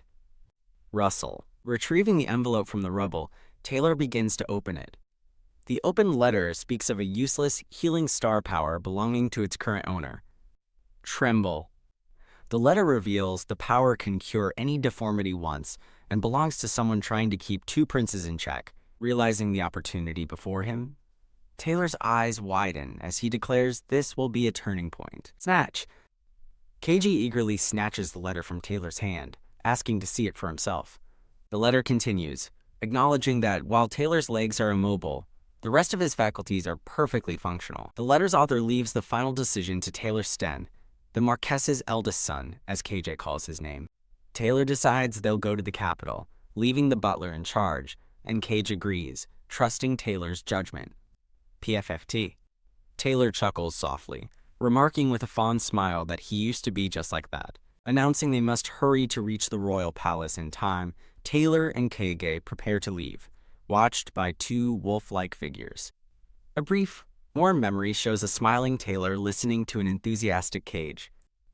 Under the night sky, the two kittens pop up, excitedly cheering for a late-night snack. Tug. The next day, Choi Han readies his simple travel gear in the town square. Cale looks at Choi Han's meager pack with skepticism, asking if that's really all he's taking. Choi Han replies with a bright, simple smile, "Yes, my lord."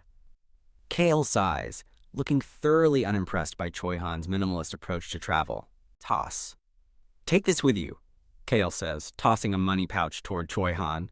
Choi Han catches the pouch, looking at his lord in surprise and asking what it is. Ta-da! The pouch Cale provided is filled with coins, healing potions, and medicinal herbs for the journey. Grip. Choi-han gratefully clutches the bag, promising with a bright smile that he will return to his lord. Stare. As the blonde butler wishes Choi-han well, promising to be his guard in the capital, the vice captain watches him leave with an intense gaze. The old butler warmly wishes him a safe trip, while his chef's son ominously thinks about sharpening his knives. Choi-han kneels for a final gentle goodbye with the two kittens as the others watch from a distance. A soft blue aura surrounds Choi-han's hand as he gently pets the red kitten one last time.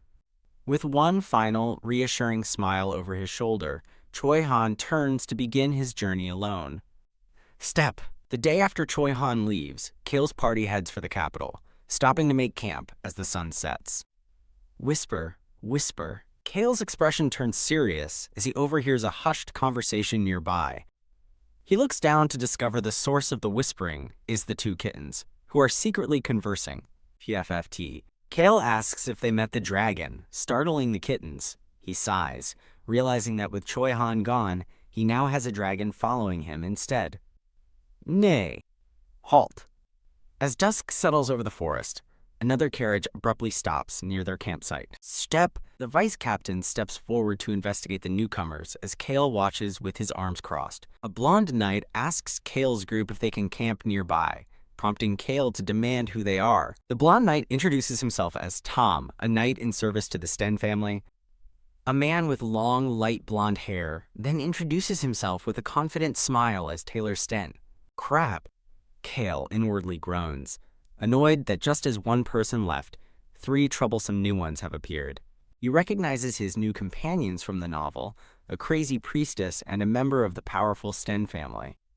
Taylor observes Cale, thinking he isn't a good person to get involved with, but that he has no other choice.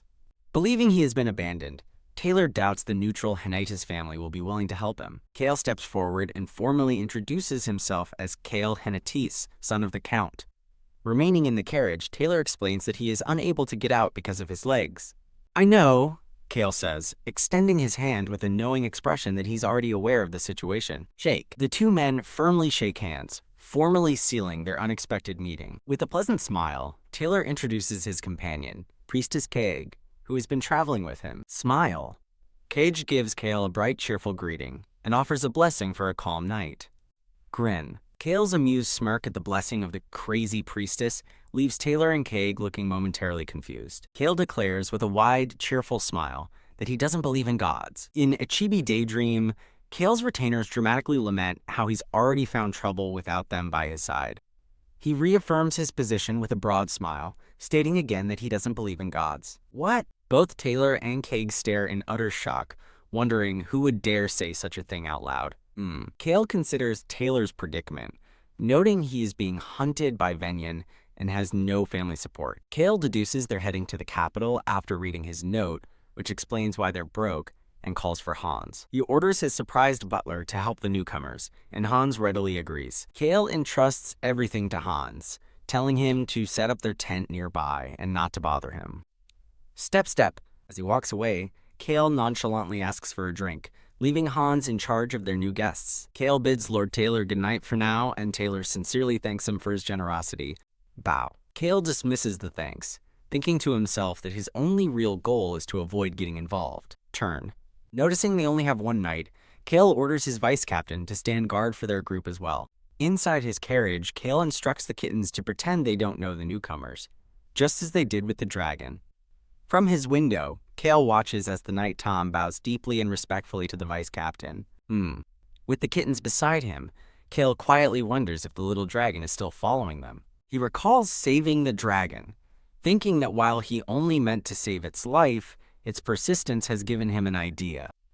A cunning smile spreads across Cale's face as he decides to put the powerful dragon to good use, making the kittens shiver. He concludes his thought with satisfaction, certain the dragon is going to have its work cut out for it. Yawn. The next morning, Cale is woken by a bustle of activity from the other camp and wonders what's going on. Hans rushes over with a cheerful good morning, but Cale impatiently asks him to explain the commotion. Nearby, Cage speaks to a weary-looking Taylor, suggesting that he seems to have had a misunderstanding. Overhearing them, Cale looks confused, silently questioning what misunderstanding she's referring to. Cale walks over to the pair, directly asking them if something is the matter. Clasp. With a pained expression and hands clasped, Taylor sincerely apologizes to Lord Cale. Done. He explains that it seems someone has managed to track him down. Cage panics, exclaiming that their trip was secret and whoever found them must have a power she can't detect, while Taylor covers his face in dismay. Cale watches them, thinking that of course Kage can't detect a dragon, but he understands why they'd be startled by the boar. Cale turns his attention from the weary Taylor and calls out the name, Vycross. Shing. Cale instructs a dark-haired man to prepare steak for breakfast, and the man replies, "Yes, my lord." A surprised Taylor questions if Cale means to eat steak once again. Cale explains that a member of their group delivers the food, but he is very shy, so they won't see him. Blush. Cale clears his throat, telling the embarrassed pair it's all right, and that they should try the steak from his excellent chef, Vycross. Taylor looks at Cale with a serious expression, and asks if they might follow his group to their destination. Cale casually agrees with a slight smile, telling them to do as they please. Beam. Delighted by the offer, Cage and Taylor smile brightly, realizing it will be helpful to have them on their side. Taylor gratefully accepts, clarifying they'll only travel until they reach a nearby location, which Cale understands is to avoid causing problems in the capital. As Taylor offers his thanks once more, Cale calls for Hans and acknowledges their agreement. Cage approaches Cale and hesitantly addresses him. She asks Cale directly if it's true that he doesn't believe in any god. Cale offers no reply as Cage silently pushes Taylor's wheelchair away. Cale stands alone, watching them go with a thoughtful expression. Knock knock. Back in his room, Cale relaxes with the two kittens until a knock at the door is followed by someone calling his name. Swing. The door opens to reveal Taylor holding a bottle, accompanied by a smiling Kaiju, who remarks on Cale's love for drinking. With a steely gaze, Cale recalls the widespread rumor that Cale Henituse, the lout, can't go a day without a drink. Taylor observes that the Cale they've met is very different from the rumors, and seems to be much more than what people say. Taylor reflects on Cale's consideration, the excellent care provided, and the loyalty of his subordinates. Holding the bottle forward, Taylor smiles and proposes a farewell drink between them. Clack. Having returned to his room, Cale opens his door to find them already seated inside, and bluntly asks what they want. Standing before his seated guests, Cale coolly asks what kind of person they think he is.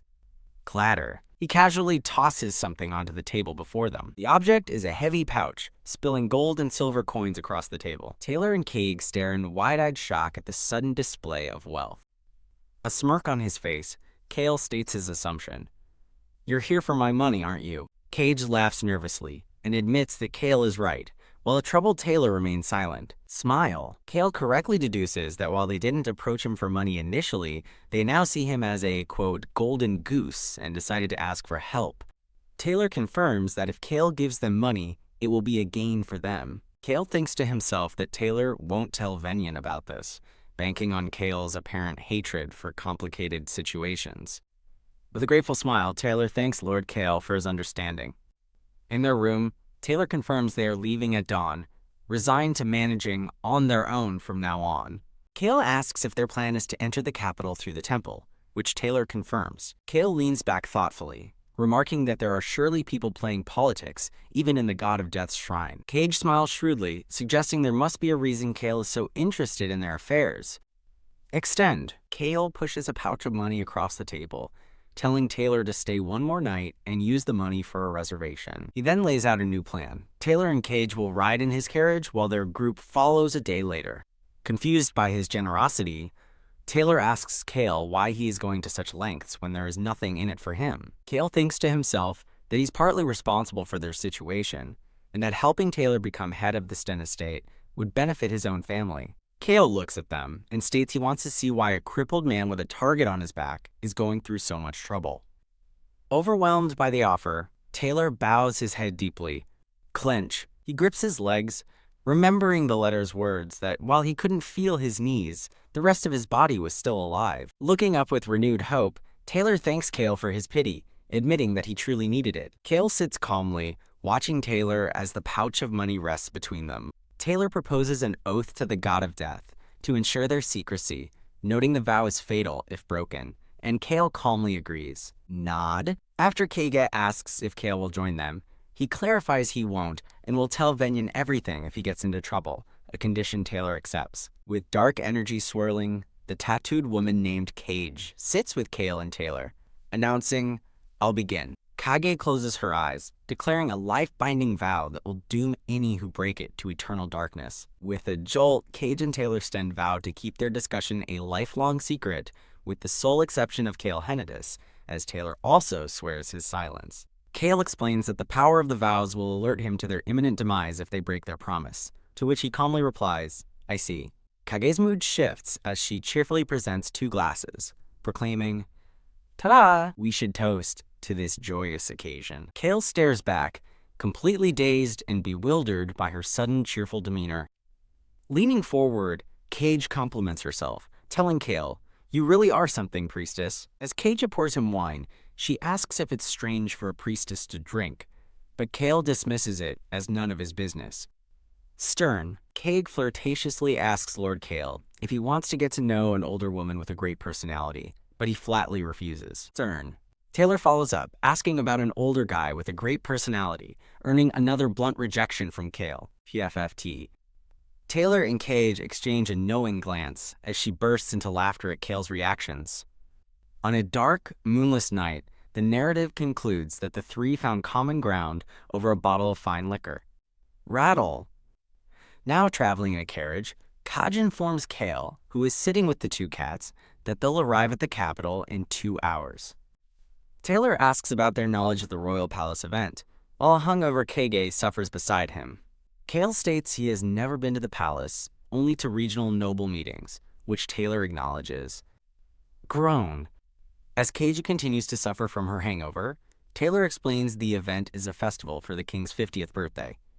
While their carriage travels through a forest, Taylor asks Cale if he's not looking forward to the joyous festival.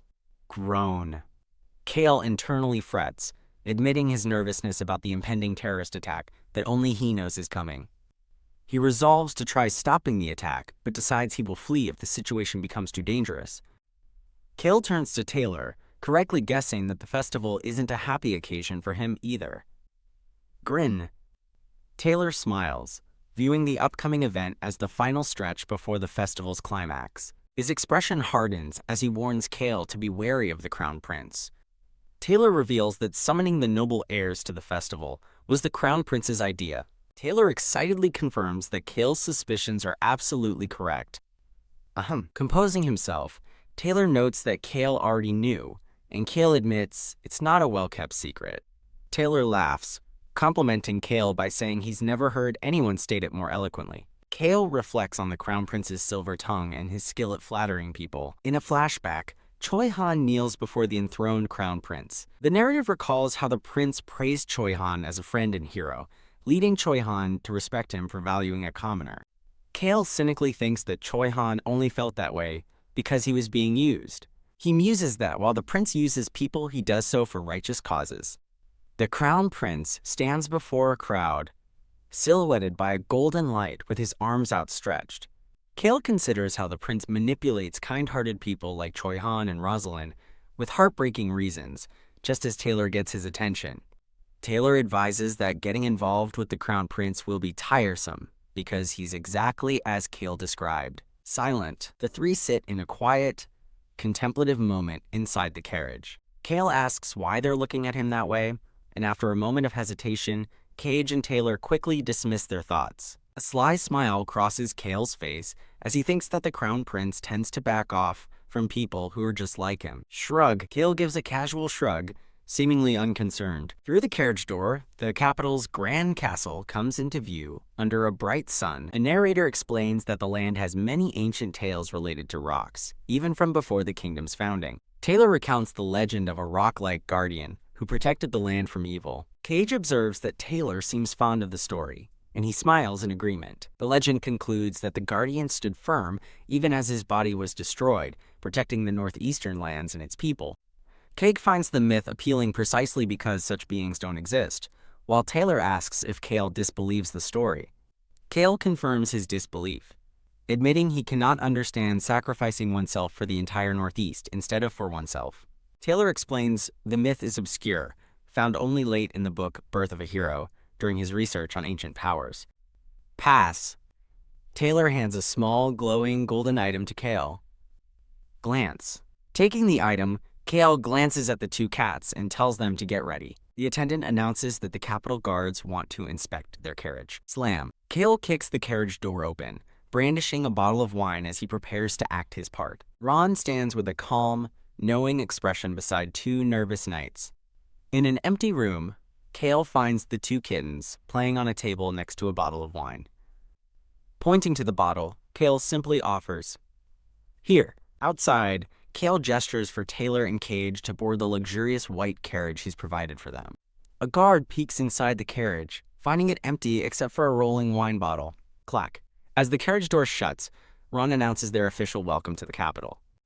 With a clever grin, Cale internally repeats that they've been welcomed to the Capitol. Taylor smiles warmly, lifting a golden locket and remarking that it's been a long time since he's been welcomed anywhere. The scene shifts to a grand estate in Wyss, west of the Capitol. Inside, Cale instructs Lord Taylor that Ron will guide him once they arrive. Clack. The carriage door opens, and Hans announces that they have arrived. As Taylor's carriage departs in the distance, Cale and the kittens stand before the estate, taking it all in. Cale looks up at the magnificent Henituse villa, acknowledging that it's even better than he expected and a testament to his family's wealth. The impressive gates creak open, revealing a lavish courtyard fountain that Cale notes is subtly more expensive than the neighbors' homes. Slam! As Cale enters, a full retinue of servants bow in unison, formally welcoming Lord Cale Henituse. The servants bow deeply, informing Cale and Hans that they are at their complete disposal. Cale feels uneasy about their overly courteous reception, wondering what's gotten into them. Cale addresses the staff, telling them to ease up on the formality, and that he expects them to work hard, as his mother personally selected them. He delegates all work-related questions to Hans, stating he has much to do and will leave the staff management to him. Groan.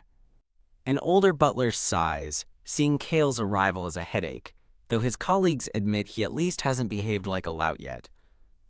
With a sigh, Cale casually tosses a wax-sealed letter onto a small table. As Cale lounges on a sofa, Hans asks if he intends to ignore the invitation. Hans presents a document explaining it's the list of noble heirs currently gathered in the capital, which Cale accepts.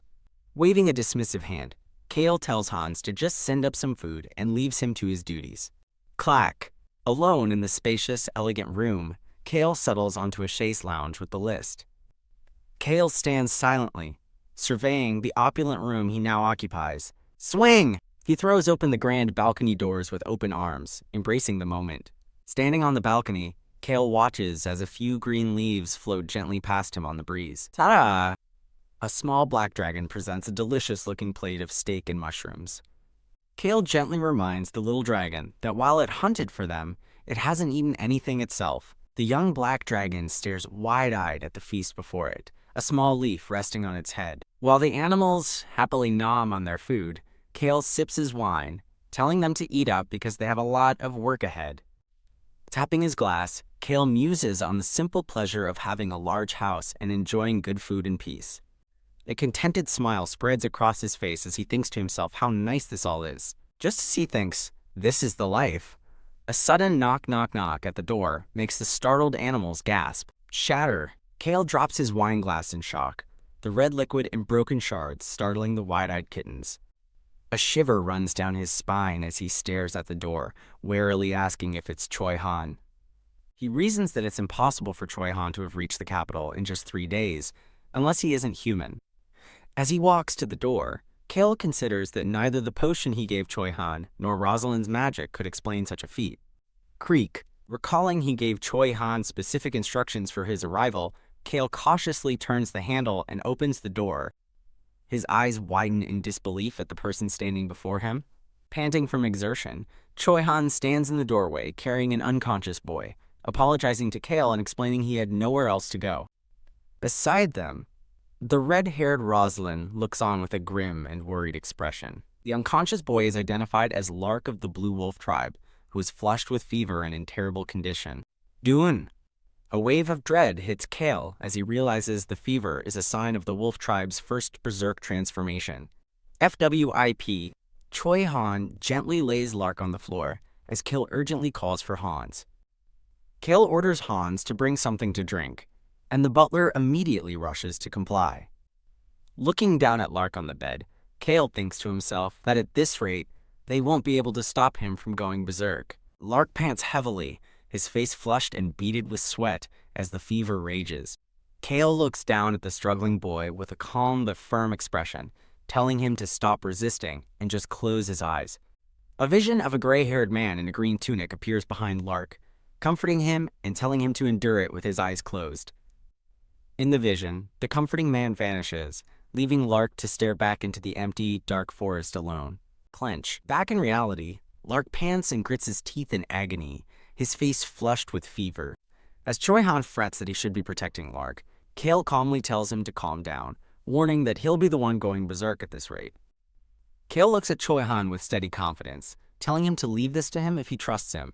Kneeling by Lark's side, Choi Han agrees, placing his trust in Cale as Rosalind watches from a distance. Cale internally notes that Choi Han's kindness is unexpected. As in the books, he doesn't open up to Lark this much yet. The narration introduces the red-haired woman as Rosalind, heir to the Brett Kingdom's throne, and a genius witch planning to abdicate. A brief, stylized scene of A Sun and Roses describes her brilliant crimson hair. Gasp! Rosalind is suddenly struck with awe, sensing an incredibly potent source of mana nearby. Panting, she turns to see the small black dragon sitting on a chair, casually creating a swirl of powerful green mana. Cale internally muses that dragons are naturally fond of witches, so the little one must be sharing its mana out of interest in her. Dash. The dragon suddenly darts away, leaving Rosalind to gasp, wondering what just happened. Cale gets her attention, telling her that something else comes first, which leaves her looking puzzled. A concerned Rosalind turns her focus back to the boy, asking what's happening to Lark. Cale directly asks her if she is a witch. After she confirms it, Cale asks if she has ever heard about the wolf tribe's berserk mode. Nodding, Rosalind replies that she has read about the phenomenon in books. She looks up in stunned realization, her eyes wide as she understands the gravity of the situation. Narration explains that a beastman's first berserk transformation is an agonizing, unconscious process, but it becomes a weapon they can control afterward. As Lark pants heavily on the bed, Cale confirms that he will be going into berserk mode very soon. Rosalind assesses the scene, stating that while she doesn't know Cale, she understands what's going on. Looking down with a pained expression, she softly remarks that Lark is just a kid. Cale quietly agrees, acknowledging her sentiment with a simple, "I know." Knock knock. Their tense moment is interrupted by a knock at the opulent room's door. Hans enters with a tray as Cale calls his name and orders him to bring a stretcher. Cale instructs Hans to put Lark on the stretcher and take him to the now empty training grounds beneath the mansion, telling him to hurry. A bewildered Hans questions the logic of bringing a sick person to the training grounds. Cale tells Choi Han and Rosalind to rise. The red-haired woman takes a step forward and formally introduces herself as Rosalind. Cale explains that in predator beastman tribes, parents or siblings must absorb the attacks of a child's first berserk transformation to keep them from harm. Pointing at them, Cale tells Rosalind and Choi Han to pretend they are Lark's parents or siblings. With a serious expression, Cale tasks them with protecting the boy by any means necessary. He warns them that since Lark is a pure blood, his berserk state will be long and intense, possibly lasting for hours. Stand. With renewed determination, Choi Han stands tall, accepting the role as he declares, "I'm Lark's brother." Step. Following Cale's command, Choi Han and Rosalind walk together toward the center of the training grounds. As they take their positions in the vast hall, a nearby brazier crackles with fire. Thrash. On the floor, Lark cries out and convulses in unbearable pain. Crack! His fingers twist and break as sharp claws burst from his fingertips. His eye transforms, the iris turning a glowing, menacing red within a black sclera. Letting out a ferocious roar, Lark reveals newly grown fangs. He continues to thrash and tremble on the ground, while Choi Han and Rosalind brace themselves. The two watch with grim determination as the boy continues to cry out in agony. Crack! A large, monstrous shadow looms over the boy, signaling his transformation is nearly complete. Vwoom. A mana shield envelops Cale and the kittens as the black dragon steps forward to protect them, stating Cale is weak and needs its help. The dragon questions why Cale doesn't use his power, to which Cale curtly replies that it's none of its business. Glance. Cale watches the dragon, thinking how fast its magic is improving and how useful it will be. Holding the two kittens, Cale asks them if they've experienced their berserk mode yet. Cale internally concludes that they must also be purebloods, meaning their first transformation will be just as difficult. Narration explains that the wolf, tiger, bear, and whale tribes are particularly dangerous as Choi Han and Rosalind stand ready. Cale's narration continues, stating these 4 tribes lose all reason during their berserk mode, making them the closest to monsters. Addressing the kittens and dragon, Cale warns them to come to him immediately if they feel a fever or are about to go berserk, vowing to take proper care of them. Crawr! A feral lark lets out a ferocious shout, prompting the narration to question why the wolf boy went berserk. A flashback reveals a man identified as Healer Pendrick lying in a splash of blood, who apparently reminded Lark of his deceased uncle. Krrr. As Lark growls in his berserk state, the narration explains he went crazy following the death of his uncle, the tribe's leader. Now fully transformed, the berserk Lark stands in a feral fighting stance, his claws and tail on full display. Choi Han and Rosalind desperately shout Lark's name, pleading for him to snap out of his rage. Whoosh! With a wild roar, Lark lunges forward, launching a furious attack directly at Choi Han. FWIP. Choi Han swiftly catches the boy's attack, his arms straining as he blocks the frenzied assault. Creak! Straining to hold Lark back, Choi Han again begs him to snap out of it. Slash! Lark's claws rake across Choi Han's arm, drawing a shocked expression from the swordsman. TSK, watching from above, Cale remarks that talking is useless, and suggests it would be better to just knock him out cold. As Lark continues his instinct-driven assault on Choi Han, Cale explains that beastmen operate purely on instinct, unlike humans. Grin. Cale smirks, musing that this primal instinct is the very beauty and greatness of beastmen. Crawr! Lark smashes the ground as Cale instructs someone to watch his movements and learn from his beastly instincts. Seated with the two kittens, Cale advises them to either learn Lark's movements or figure out how to counter them by aiming for the throat. Rub. Cale pets the silver kitten, while explaining their future opponents could be predators like bears, tigers, or wolves. Vwoosh. The relentless Lark throws a powerful kick toward Choi Han. Boom. Rosalind intercepts the blow with a magic shield, her intervention giving Choi Han a moment to cry out Lark's name. Boom. Holding the shield firm, Rosalind tries to reason with Lark, reminding him they are family now and urging him to snap out of it. Dash. Vowing to be the one to protect him, Choi Han charges forward to re-engage with Lark. Turn. The berserk boy snarls and turns his attention to Choi Han, his red eyes glowing with feral intensity. Growl. The three stand off in the vast training hall as narration states that it's harder to restrain oneself than it is to hurt others. Cale tells the little black dragon it will learn restraint quickly, to which the dragon confidently replies that as a dragon, it can do anything. Cale smiles, acknowledging the dragon's claim and telling it to watch the fight and decide for itself what to do. The battle wears on, leaving Lark, Choi Han, and Rosalind all panting from exhaustion in the middle of the hall. Whoosh. The transformation begins to recede as a panting Lark, his hair now gray, struggles to speak. His berserk rage finally gone, Lark looks at a weary Choi Han and Rosalind and offers a sincere apology.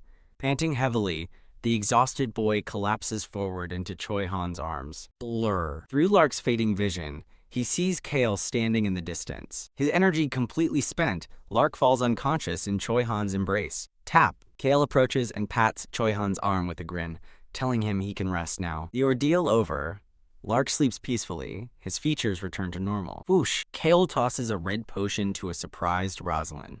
He tells her the potion is for her as a reward for her hard work today. Clasp! After a moment of silence, Rosalind accepts the potion from Cale's hand. With Lark taken care of, Cale turns to the kneeling Choi Han and tells him they need to talk. Elsewhere, Hans and another servant carefully tend to the unconscious Lark on the stretcher.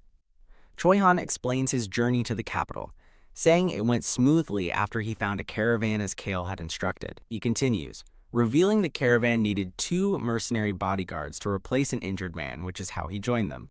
It was there, Choi Han says, that he found Rosalind, who perfectly matched the description Cale had provided. A world map is shown, tracing a path across a large island. The narration explains Rosalind was attacked by assassins while traveling to the magic tower, marking the spot on the map. Cale thoughtfully considers the new information, deducing that Rosalind likely went to the capital to investigate her attackers. Choi Han explains he took the opportunity to get to know Rosalind, an idea that surprises Cale, but Choi Han confirms it was his intent. While admitting he isn't friendly by nature, Choi Han felt it was necessary with a comrade, but Cale quietly tells him he didn't have to. Cale sighs, thinking to himself that their friendship wasn't supposed to develop until they met Lark, so Choi Han's efforts were premature. The narration concludes that both the guarded Rosalind and the traumatized Choi Han weren't supposed to befriend each other so soon, altering the original course of events. Choi Han continues his story, explaining the caravan stopped at a village near where he was meant to meet Lark. Jolt. As Choi Han mentions an incident occurred at the village, Cale's expression sharpens with sudden alertness. Choi Han reveals that upon nearing the village, he discovered that one of the caravan's bodyguards was a beastman. Glance. In a flashback, Choi Han warily observes the caravan members and villagers interacting in the small settlement. Choi Han asks a merchant if they are trading with the current village, but the man clarifies their partners are from a village down the mountain. Wondering if he'll find Lark there, Choi Han's thoughts are interrupted as evening falls, and the merchant grows anxious about their late trading partners.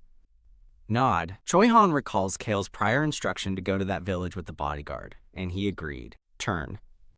In the flashback, a concerned Rosalind turns to the Beastman bodyguard and asks if he will be all right. The Beastman bodyguard grits his teeth with grim determination, vowing that he'll do it. The flashback reveals a horrifying scene as Choi Han and Rosalind stand amidst a village completely engulfed in flames. Back in the present, Cale sits opposite Choi Han as the symbol of a secret organization. 5 red stars around a white one appears. Shiver. Cale looks visibly shaken, asking if a regular member of that secret organization was truly there. Cale internally panics, realizing that in the novel, assassins were supposed to attack the wolf tribe, not regular members. He continues to question the change in events, wondering why they would kidnap werewolves when the novel stated they were all killed. The flashback shows the Beastman bodyguard desperately trying to protect the villagers from cloaked assailants amidst the fire. With flames reflected in his eyes, the Beastman's face is a mask of fierce resolve. Cale internally questions Choi Han's logic, recalling that in the original story, Lark only survived by remaining hidden during the massacre. Cale sighs in frustration, wondering what new variable caused Lark to reveal himself this time. The 2 men sit in a tense silence, the gravity of the situation hanging between them. The masked Choi Han begins to say he stopped the attackers, but then hesitates and corrects himself. Clench. Choi Han's fist tightens as he stands, and reveals the attackers were the same people who destroyed his home, the village of Harris. Cale curses quietly, realizing he has to feign surprise at this shocking revelation from Choi Han. In another fiery flashback, Choi Han watches as a hooded figure casually drinks a red liquid amidst the chaos. Choi Han describes the man as a monster who drank the blood of the wolf tribe, his face contorted in disgust. Cale instantly recognizes the description, identifying the man in his mind as the infamous blood-sucking mad wizard.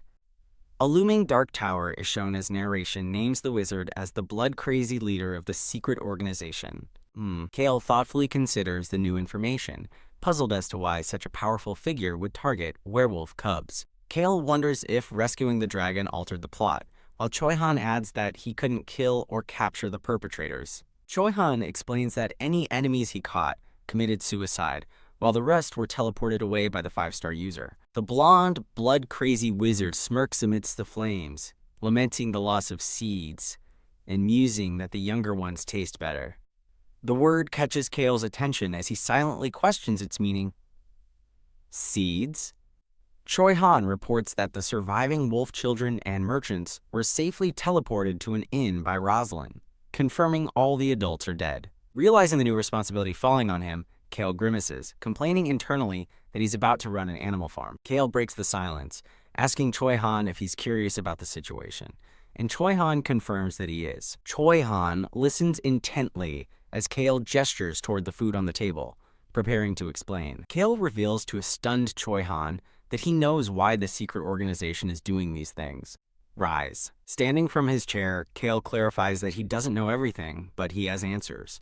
Turn. Cale turns and begins to walk away, expecting Choi Han to follow his lead. He declares their destination is the Temple of the God of Death. The magnificent white temple of the God of Death stands tall against a starry night sky. Outside the temple, Cale faces Choi Han and announces he will reveal two truths. With a grave expression, Cale raises his fist, swearing to put his life on the line to prove what he's about to say. He urges Choi Han to follow, emphasizing the immense personal risk he's taking to share these truths. Two robed priests greet them at the temple entrance with the somber blessing, "May the dead be with you." Cale approaches the priest directly, asking if there is an empty room of death they can use. Cale describes Choi Han to the priests, painting him as a gullible, emotionally exhausted traveler from the countryside. Cale points a thumb at Choi Han, simply stating, "Mine," to claim responsibility for him. Ha!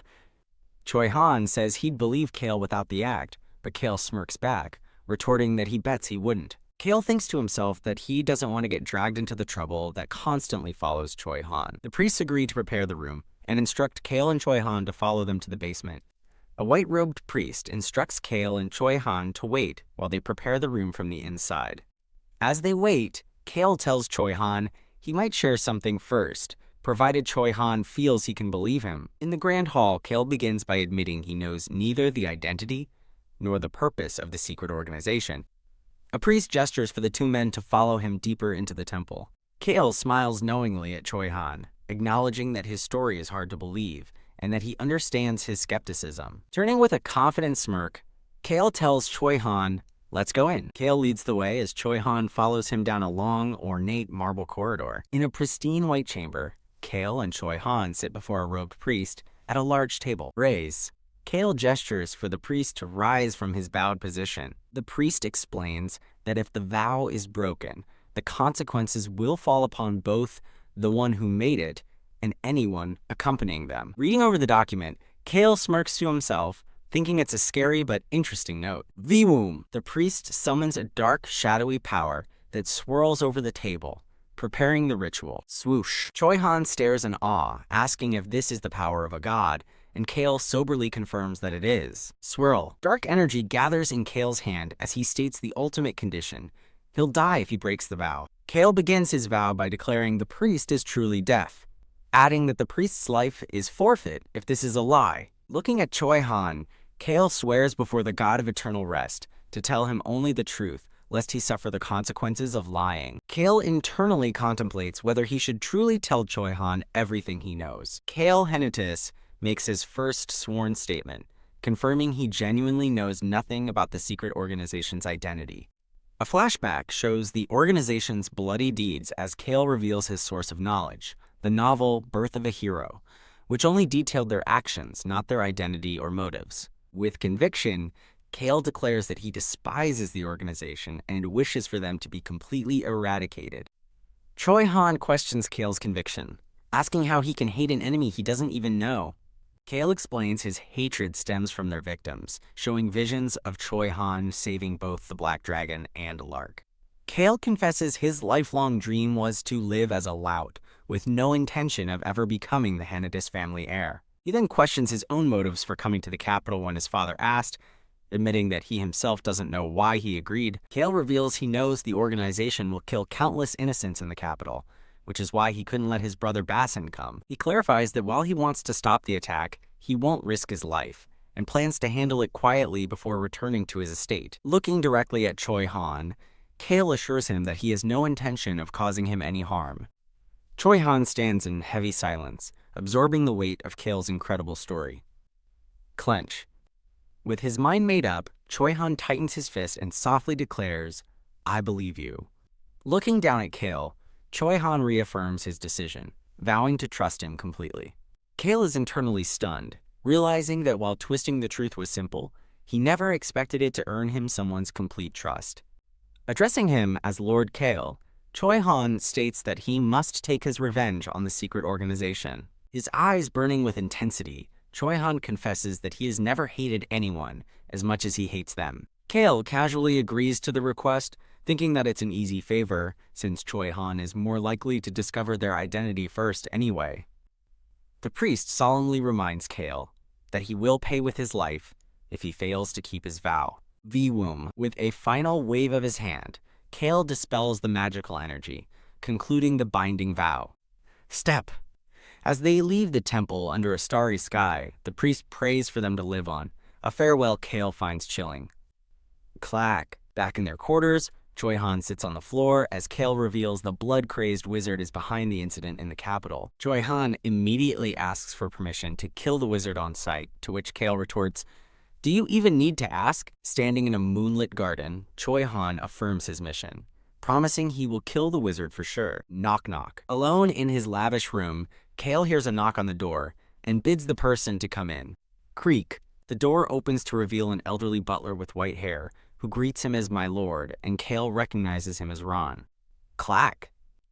Ron places a cup of tea on the table, and Cale questions the choice of lemon tea right before bed. As Cale sips the tea, he muses that he's not yet at a stage in life where he enjoys tea before bed. PFT. Cale spits his tea in shock as Ron, his butler, asks if he can do him a favor.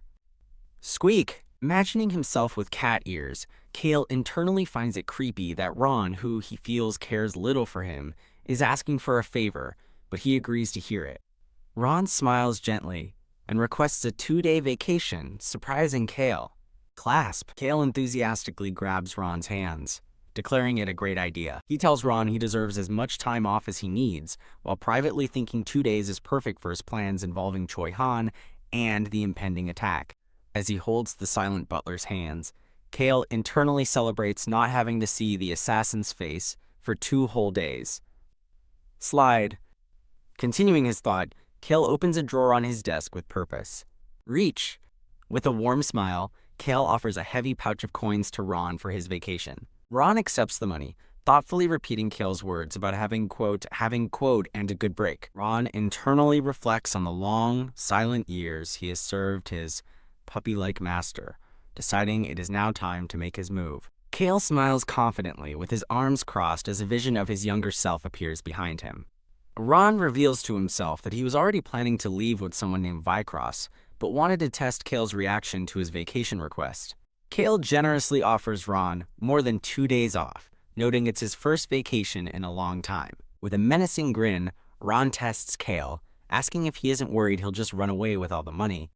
Cale scoffs, confidently stating he knows Ron would simply disappear without a word if he were truly going to leave. Cale internally recalls that in The Birth of a Hero, Ron did indeed leave without a word, only giving Choi Han a few conditions. Nod. Smiling with his eyes closed, Ron concedes that Cale's assessment is absolutely correct. Ron muses that Cale may know him better than his own son does, sighing that he must be getting old. Ron agrees to attend to Cale at the royal palace, privately vowing not to let his master look inferior to the other nobles. Bow. As Ron formally bows, Cale gives him a casual, dismissive wave. Lift. Ron looks up with a fond smile, determined not to let the pup master he raised be belittled by anyone. The following morning, Cale lies awake in bed, his thoughts suddenly coming to a halt. Sitting up in his lavish room, Cale hears a presence at his door and calls for them to come in. A new butler with long orange hair enters, joking that Ron sent him because Cale couldn't be left in anyone else's hands. The new attendant presents a cup of tea with a lemon slice, explaining it's another task left by Ron. Deb. Choi Han enters the room just as Cale takes a gulp of the lemonade, while the attendant internally questions Ron's plan. Choi Han stands silently in the doorway, his expression serious and unreadable. In a different location, Ron intercepts Choi Han in a grand sunlit hall and asks where he is going. Choi Han correctly deduces that Ron sought him out because of Lord Cale. Their brief meeting concluded, Ron turns and walks down the long corridor, leaving Choi Han behind. Back in the present, Cale calls out to Choi Han, asking if someone named Lark is awake yet. Cale gestures for Choi Han to have a seat, commenting that the wolf tribe recovers remarkably fast. Cale explains he has already arranged a meeting with someone to return borrowed items and share a drink. Tilt. Cale thoughtfully considers the implications of this meeting. Whisper. The orange-haired attendant, Hans, leans in to remind Cale of an invitation from the northeastern nobles, which Cale admits he forgot. Hans looks on with a slightly startled expression. Hans then asks if Miss Rosalind is present, and she confirms from another room where she's tending to a man in bed. The red-haired woman, Rosalind, confirms her presence while she attentively watches over her resting companion. With a determined gaze, Rosalind's focus remains unbroken. Cale thinks to himself that even without having seen one, Rosalind must have recognized the immense energy from yesterday as a dragon's.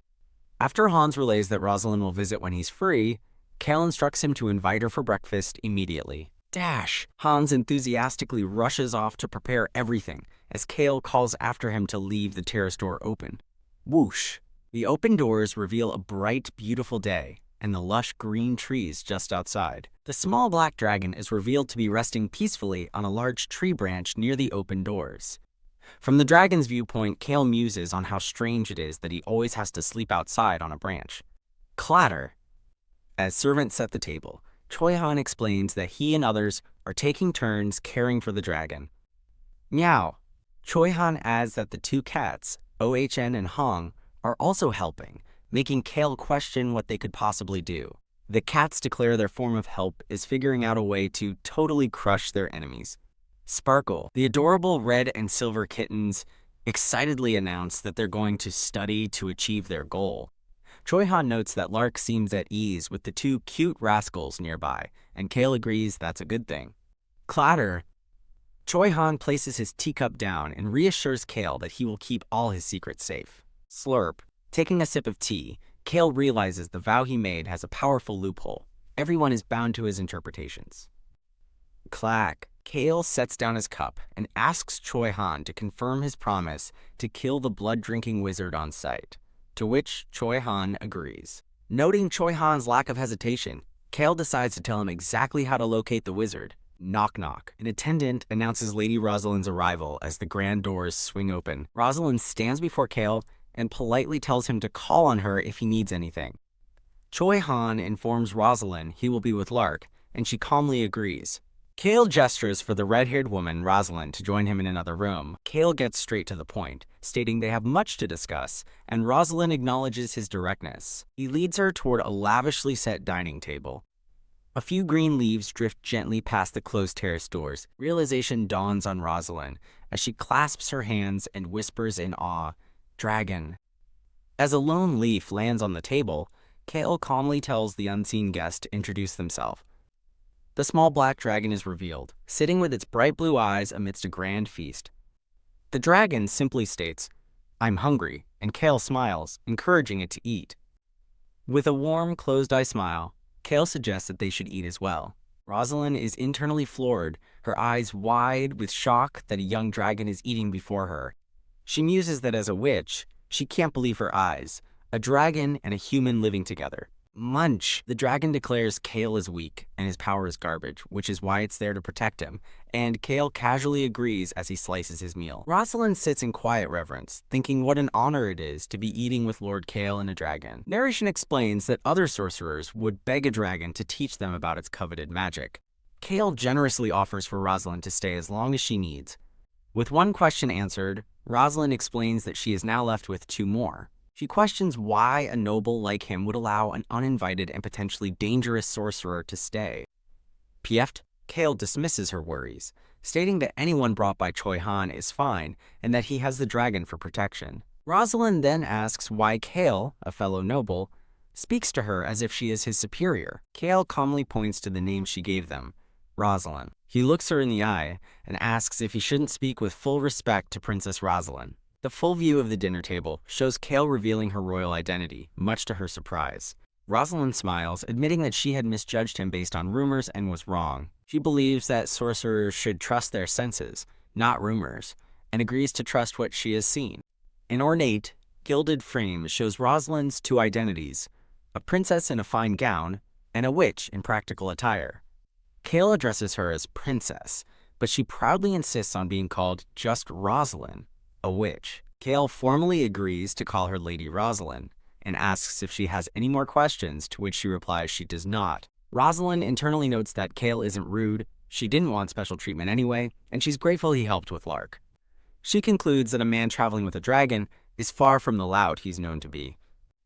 Sip. Taking a drink, Rosalind considers that Cale could have exposed her as the Princess of Brack if he had wanted to. Clack. She thanks him for not contacting the Rowoon royals, and he confirms he hasn't. Cale privately thinks it's best to respect her wishes, knowing the Crown Prince would have barged in immediately. Rosalind requests that if the royal palace ever inquires, he should inform them that she wished to remain hidden. Cale agrees to send a letter for her, and she accepts. Rosalind thanks Cale for his hospitality and vows to handle her own affairs without troubling him further. As she reaches for food, Rosalind tells him it's no problem and simply what's right. Glare. A little black dragon glares at her hand, possessively declaring that the food is his. Pull! The dragon then pulls an entire plate of food over to its side of the table. Rosalind looks shocked as the dragon fiercely guards its newly acquired meal. Raise. Cale raises his hand slightly, getting Rosalind's attention. Smile. With a quick change of heart, Rosalind smiles brightly and respectfully agrees, addressing him as Lord Dragon, PFFT. Cale stifles a laugh at the exchange and suggests they all continue eating. Outside, a carriage waits by an ornate gate as Cale internally sighs over a troublesome matter. Choi Han asks what's wrong and offers to help, but Cale dismisses him, saying not to worry. Confusing Choi Han, Cale thinks about how the northeastern nobles have seen his loutish behavior before. Nay, a carriage departs as narration explains. Cale must be careful around those who know his reputation. Annoyed, Cale wonders what else he must do to maintain his reputation as a lout. Screech. A carriage arrives and stops abruptly before a large estate. Rattle. A man in a formal suit stands atop the carriage, looking down at the estate below. A gray-haired man announces the arrival of Lord Cale Henituse, who approaches with a confident stride. Cale arrives at the Count Wildsman estate, the family controlling the lands at the northeast entrance. As Cale observes the grand manor, narration notes that the family is quite average and not particularly powerful. Cale internally weighs the strategic benefit of aligning with the Wildsmans due to their proximity to the capital. In a flashback, the orange-haired butler, Hans, advises Cale to be cautious at the meeting, as other young nobles will be there besides Lord Eric. Walking with the gray-haired man, Cale recalls that reports described Eric as an honest and strict person, quite the opposite of a lout. The older man politely asks if Lord Cale would like to enter, and Cale simply agrees. Creak. As the doors swing open, Cale wonders how to act, but quickly realizes he won't have to worry about it. Cale finds himself at a dining table with three others, a silver-haired man in glasses, a green-haired woman, and a dark-haired man. The green-haired woman mentions hearing that Cale dislikes formalities, which the dark-haired man supports. Slam. The silver-haired man declares Cale doesn't need to talk or smile, insisting they will handle everything, while the other two nod eagerly. The silver-haired man leans in, smiling knowingly as he states that Cale hates tedious and formal things. Cale stares back, completely expressionless and at a loss for words. Cale thinks to himself that while the situation is strange, staying put is his greatest strength. The silver-haired man enthusiastically agrees, nodding as he confirms that Cale is indeed very good at that. The man explains that followers of Marquis Sten and other dukes will likely be a nuisance to Cale. Smiling brightly, the silver-haired man promises that if Cale just stays put, they will take care of all the political maneuvering. Cale contemplates the political landscape, realizing only 4 of the 10 most powerful northeastern families, including his own, remain unaligned. He understands that families who've sworn allegiance to greater nobles will try to absorb their independent group. Phew. Relieved, the silver-haired man proposes that the 4 of them form a group to greet the Crown Prince together. He sympathetically tells Cale that after they greet the Crown Prince, they'll handle the rest so he can relax. Raise. The 3 nobles raise their wine glasses in a toast to Cale. Cale agrees to the plan, and the silver-haired man happily confirms it. Grin. A smile spreads across Cale's face as he thinks this is the perfect offer, exactly what he wanted. The 4 enjoy wine by the fire, with one of the nobles complimenting the fine vintage from the Henituse estate. Clack.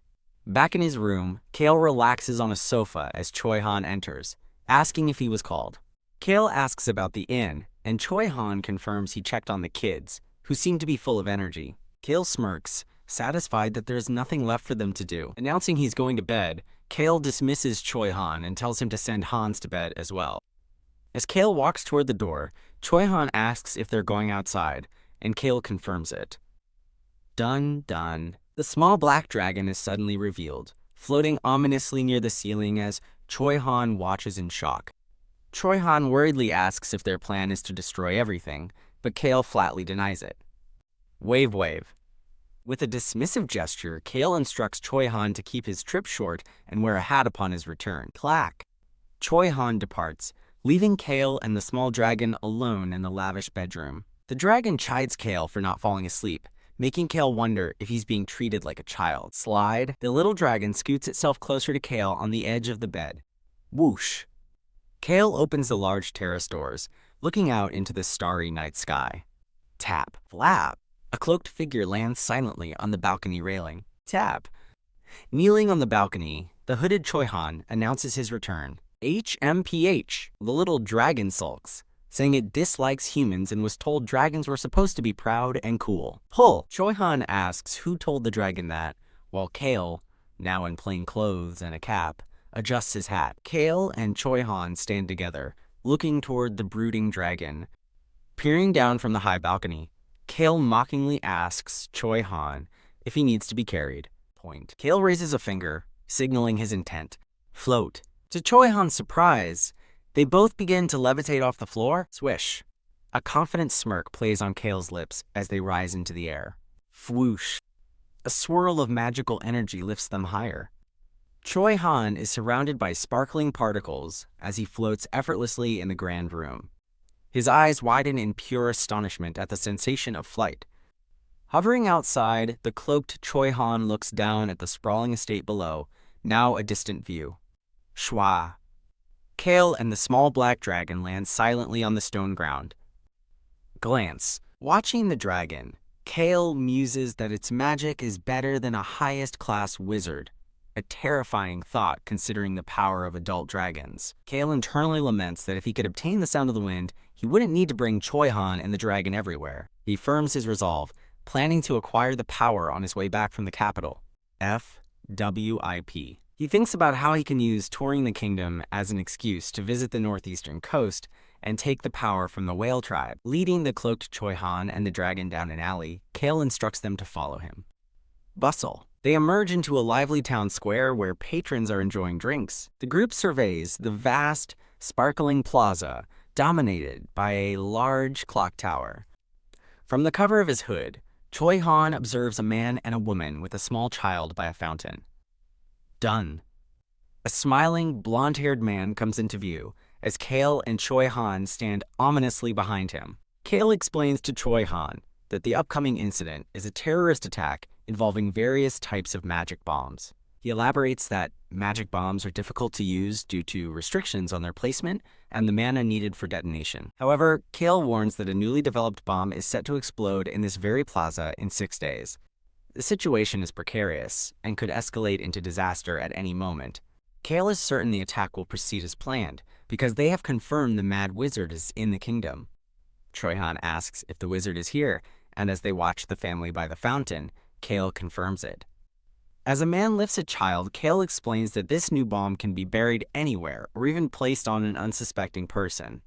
Choi Han realizes the carrier will be an innocent victim and steals his resolve, declaring they must stop it. Cale explains the simple solution. Since magic bombs are just lumps of mana, they can be found by sensing for high mana density. He adds that the mana is too subtle for most wizards to sense, but can attract ambient mana to create a huge explosion, leaving Choi Han speechless. Cale smiles knowingly at Choi Han, confidently asking if he understands. The little dragon interrupts, confidently stating that it can handle the task, though it will be annoying. Nod. Cale thinks to himself that with the dragon's unparalleled mana sense, finding the bombs will be a piece of cake. FWIP. Cale hands a scroll to Choi Han, explaining that the buried bombs will be placed at least 2 days before the event. He adds that the bombs will likely be hidden where most people gather. Cale gives his order. Choi Han is to take the dragon and search the plaza every night. Tap. Cale pats Choi Han's shoulder, expressing his trust in Choi Han's skills to remain unnoticed. Choi Han asks what to do with the bombs, but Cale tells him to leave them be for now. Cale reveals his plan to remove the bombs on the day of the event, prompting a confused Choi Han to ask why. Smirk. Cale grins slyly, correctly guessing that Choi Han is eager to find the wizard responsible. He instructs Choi Han to find the bombs first, and, if possible, track the people who placed them. An overhead view shows the daunting task ahead, as Choi Han and the dragon will have to search every corner of the plaza. The narrator notes that this meticulous search is going to be quite a hassle. Flap. Cale internally smirks, admitting this is precisely why he delegated the tedious job to them. Cale adds another instruction. They will also need to sneak in the day before the event, which puzzles Choi Han. Holding a mysterious black orb, Cale explains that during a specific time, anything related to magic will become useless. He confidently states that 10 minutes is all the time they will need. Cale smiles, anticipating the moment his plan comes to fruition. Raise. He thinks about how he'll have Choi Han, the dragon, and many others to manipulate for his own ends. Choi Han begins to ask if Cale is handling this alone, but Cale cuts him off curtly, ordering him to get to work. Point. Cale points to a nearby spot, telling Choi Han he will be waiting there for him. He gives a final, specific instruction: be back by 11 p.m. tonight. Frail. Cale shivers, complaining about the cold, and Choi Han quietly agrees. Choi Han promises to work hard in exchange for a drink, and Cale agrees before telling the dragon to get going as well. Swish. The three of them stand apart, ready to begin their respective tasks. Bow. Choi Han gives a respectful bow to Cale before turning to leave. Cale watches, with his arms crossed, as the cloaked Choi Han and the small dragon head off into the night. Yawn. 2 days later, Cale sits in his room, revealing that their extensive searches have yet to uncover any bombs. Knock knock. A voice calls for the young master, and Cale rises from his seat to answer the door. A gray-haired man announces his return, and Cale laments that his peaceful dream has ended as reality returns. Grin. Cale holds a wax-sealed letter, a devious smile playing on his lips. Toss. He discards the letter, revealing that Bilos of the Flynn caravan will soon arrive in the capital. The gray-haired man reminds Cale that his visit to the royal palace is in 2 days. As the man mentions the banquet will occupy an entire palace, Cale quietly wonders about Taylor and Kaeg. He thinks of the two individuals described as the abandoned eldest son and the crazy priestess. Flinch. A sudden thought causes Cale to physically recoil with a grimace. Cale declares his simple intention for the palace visit: to sit there and ignore everyone completely. The gray-haired man asks to attend him, and Cale affirms that, naturally, he would be the one to go. The man reveals his identity as the heir of the Mulrans, one of 5 legendary assassin families from the eastern continent. Cale glances back, telling the man it's time for him to go and not to ask such obvious questions. The gray-haired man smiles warmly, assuring Cale he will look splendid at the royal palace. Cale addresses the man as Ron and shamelessly asks for confirmation of his handsome features, which Ron enthusiastically provides. Cale is left completely baffled by Ron's over-the-top praise, wondering what he just heard. Bow. Ron announces he is leaving to report to Vice Butler Hans, leaving Cale to question his butler's strangely cheerful demeanor. Step. With a sinister smile, Ron adds that he will have the maids prepare their finest wine as he departs. Later, 2 small cats, one red and one gray, excitedly report to Cale that they have found a way to attack their target. Meow. As the cats look up at him, Cale simply commends them for a job well done. Knock, knock, knock. The quiet scene is interrupted by a series of knocks at the door. The cats are startled, and the red one exclaims that the wolf has arrived. Fidget. A nervous, gray-haired boy waits anxiously outside as Cale tells him to come in. Tap. The boy quietly enters the room. Startled by Cale's greeting, the boy stammers an affirmative reply. Slide. He cautiously takes a seat in the chair opposite Cale. Seated across from each other, Cale waits patiently for the boy to begin. Cale gestures, telling the boy that now is his chance, prompting a hesitant start from his guest. Rattle. The boy suddenly shoots to his feet, slamming his hands on the table as he shouts, "Thank you." Cale internally notes that the boy seems unchanged, contrary to the novel's description of his post-berserk personality. Cale tells him he should be thankful, which seems to confuse the boy for a moment. While sipping his tea, Cale dismisses him, saying further thanks are unnecessary, but the boy hesitates to leave. Flinch. The boy looks shocked, asking, "What?" in response to Cale's next words. Cale sternly instructs the boy that he must look people in the eye when speaking to them. The boy is taken aback and proudly declares that he is the big brother. He explains his duty to care for his younger siblings, citing his own experiences as a younger brother and nephew. Leaning forward with determination, the boy vows that he must get his revenge. As Cale listens, a narrator reveals the boy's name is Lark, and he is responsible for 10 younger siblings. Lark's expression is one of grim resolve, a bead of sweat on his temple. Raise! Lark's head snaps up, his eyes wide with surprise. Cale looks directly at him and states the simple fact, "You're a wolf." Cale adds that he considers wolves a proud race, offering a rare compliment. Beam. Lark's entire face lights up with a brilliant, happy smile. He thanks Cale for the kind words before preparing to ask for something more. Lark formally asks for help, but Cale dismisses him, saying one thank you is enough. Cale bluntly refuses to help, complaining that he already has his hands full maintaining his lazy persona. Internally, however, Cale admits he can't just ignore Lark's plight, as he understands what the 10 wolf children must be feeling. Rise. Acknowledging he's not a complete outsider to their situation, Cale stands, deciding he won't take on all the responsibility. Lean. He leans over the table toward Lark, confirming his stance. Cale then puts the burden back on Lark, asking what he can offer in return for his help. Smiling slyly, Cale tells Lark to come back only after he's figured everything out. Lark is left completely speechless, intimidated by Cale's powerful presence. Slide. The gray-haired boy, Lark, respectfully agrees to Cale's terms. Ruffle. Cale pats Lark's head, telling him to come back once he has a plan, and Lark promises he will. Nay! Screech! An elegant carriage arrives at a grand, sunlit palace. Clack!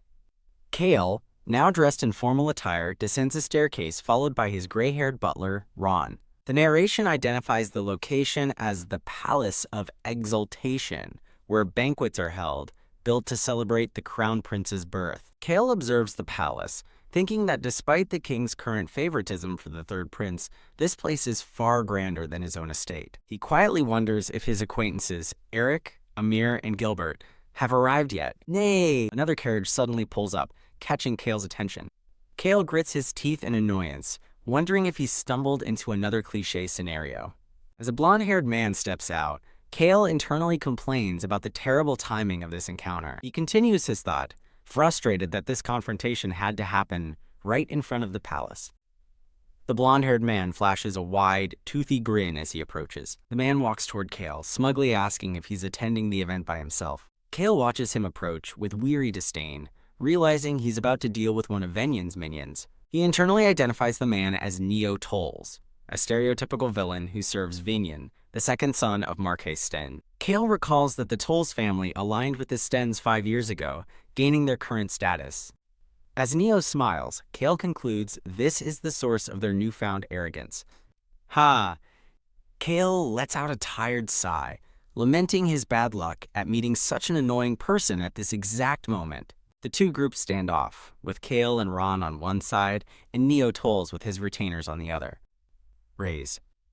Neo dismisses his men to get their permits, announcing his intention to chat with Lord Cale. Neo formally addresses Lord Cale before the impressive backdrop of the palace. He grins with condescending cheer, clearly looking to start trouble. Cale finds the situation childish, questioning whether such one-dimensional people exist outside of novels. He confirms to himself that since Neo is real, he must be genuinely trying to pick a fight. Cale reflects that while cliches are fine in books, Experiencing them firsthand is just maddening. As Cale considers asking Ron to deal with the petty villains, Neo impatiently asks him what's wrong. Neo leans in, taunting Cale by asking if he intends to resort to violence. The narrator explains Neo's strategy. He is intentionally provoking a fight, knowing magic items are forbidden inside the palace. The little dragon appears, whispering that Neo reminds him of Venyan, confirming he is indeed the man's minion. Turn. Both men turn their heads, their attention drawn by an approaching sound. Screech. A third carriage abruptly pulls up beside them. Step. A man with gray hair and glasses, a dark-haired man, and a green-haired woman emerge from the carriage. Ah! Neo's face twists in disgust as he recognizes the newcomer, muttering the name Eric. Glare. Cale fixes his eyes on Neo with a cold expression, thinking to himself, get rid of it. The gray-haired man Eric greets a stunned Neo, who internally fumes that they're siding with a crass bastard like Cale. Rendered speechless, Neo stares in disbelief. Cale stands coolly beside Eric, observing Neo's reaction with his arms crossed. A shadowy, imposing figure of a blond man looms in Cale's mind as he surveys the scene. CSK, visibly irritated, Neo looks away with a scowl. Turn. Cale calmly walks away, followed by Eric, leaving a fuming Neo behind. Step. The little dragon flies beside Cale, proudly reporting that it magically recorded the entire confrontation. Cale smirks, realizing Neo let his guard down, never suspecting a magical recording device was present. Eric politely tells Neo and his companions that they'll see them in the banquet hall. With a smile, Eric turns to his companions, Lady Amir and Lord Gilbert, and suggests they head inside. A royal herald announces the grand entrance of Lord Cale Henituse of the Count Henituse family. Cale enters the opulent banquet hall, admiring the grand chandelier and remarking that it's quite nice. Lady Amir begins explaining the seating arrangements, but Cale, with a knowing grin, cuts her off, assuring her he's already aware of the political layout. An overhead view shows tables arranged by region, a clear display of the nobles' power structure. Cale thinks to himself that the crown prince is skilled at managing the nobles, fostering both competition and mingling. Looking toward the dais, he notes the prince's careful self-preservation, seating his younger brothers a step below him. Cale observes the hall, realizing the crown prince put immense care into every little detail of the event. Droop. Eric tells Cale he knew their table would be closest to the entrance, but Cale says he prefers it that way. Pat. Cale pats Eric's shoulder, noting that at least they won't have to bow from their seats, leaving Eric feeling touched. Eric is glad his efforts paid off, but Cale is confused, wondering what he means and why he's being so formal. Cale internally questions Eric's strange behavior while Gilbert and Amir share a pleasant smile. Cale's gaze is drawn to a blonde man in a white suit and a brown-haired man in a green uniform entering the hall. Sit. As Cale takes his seat, an unseen person greets him, and he politely responds. Reach. Cale reaches under the table, confirming his suspicion with an "I knew it." He gently pets the small black dragon hiding by his feet, its blue eyes glaring defiantly.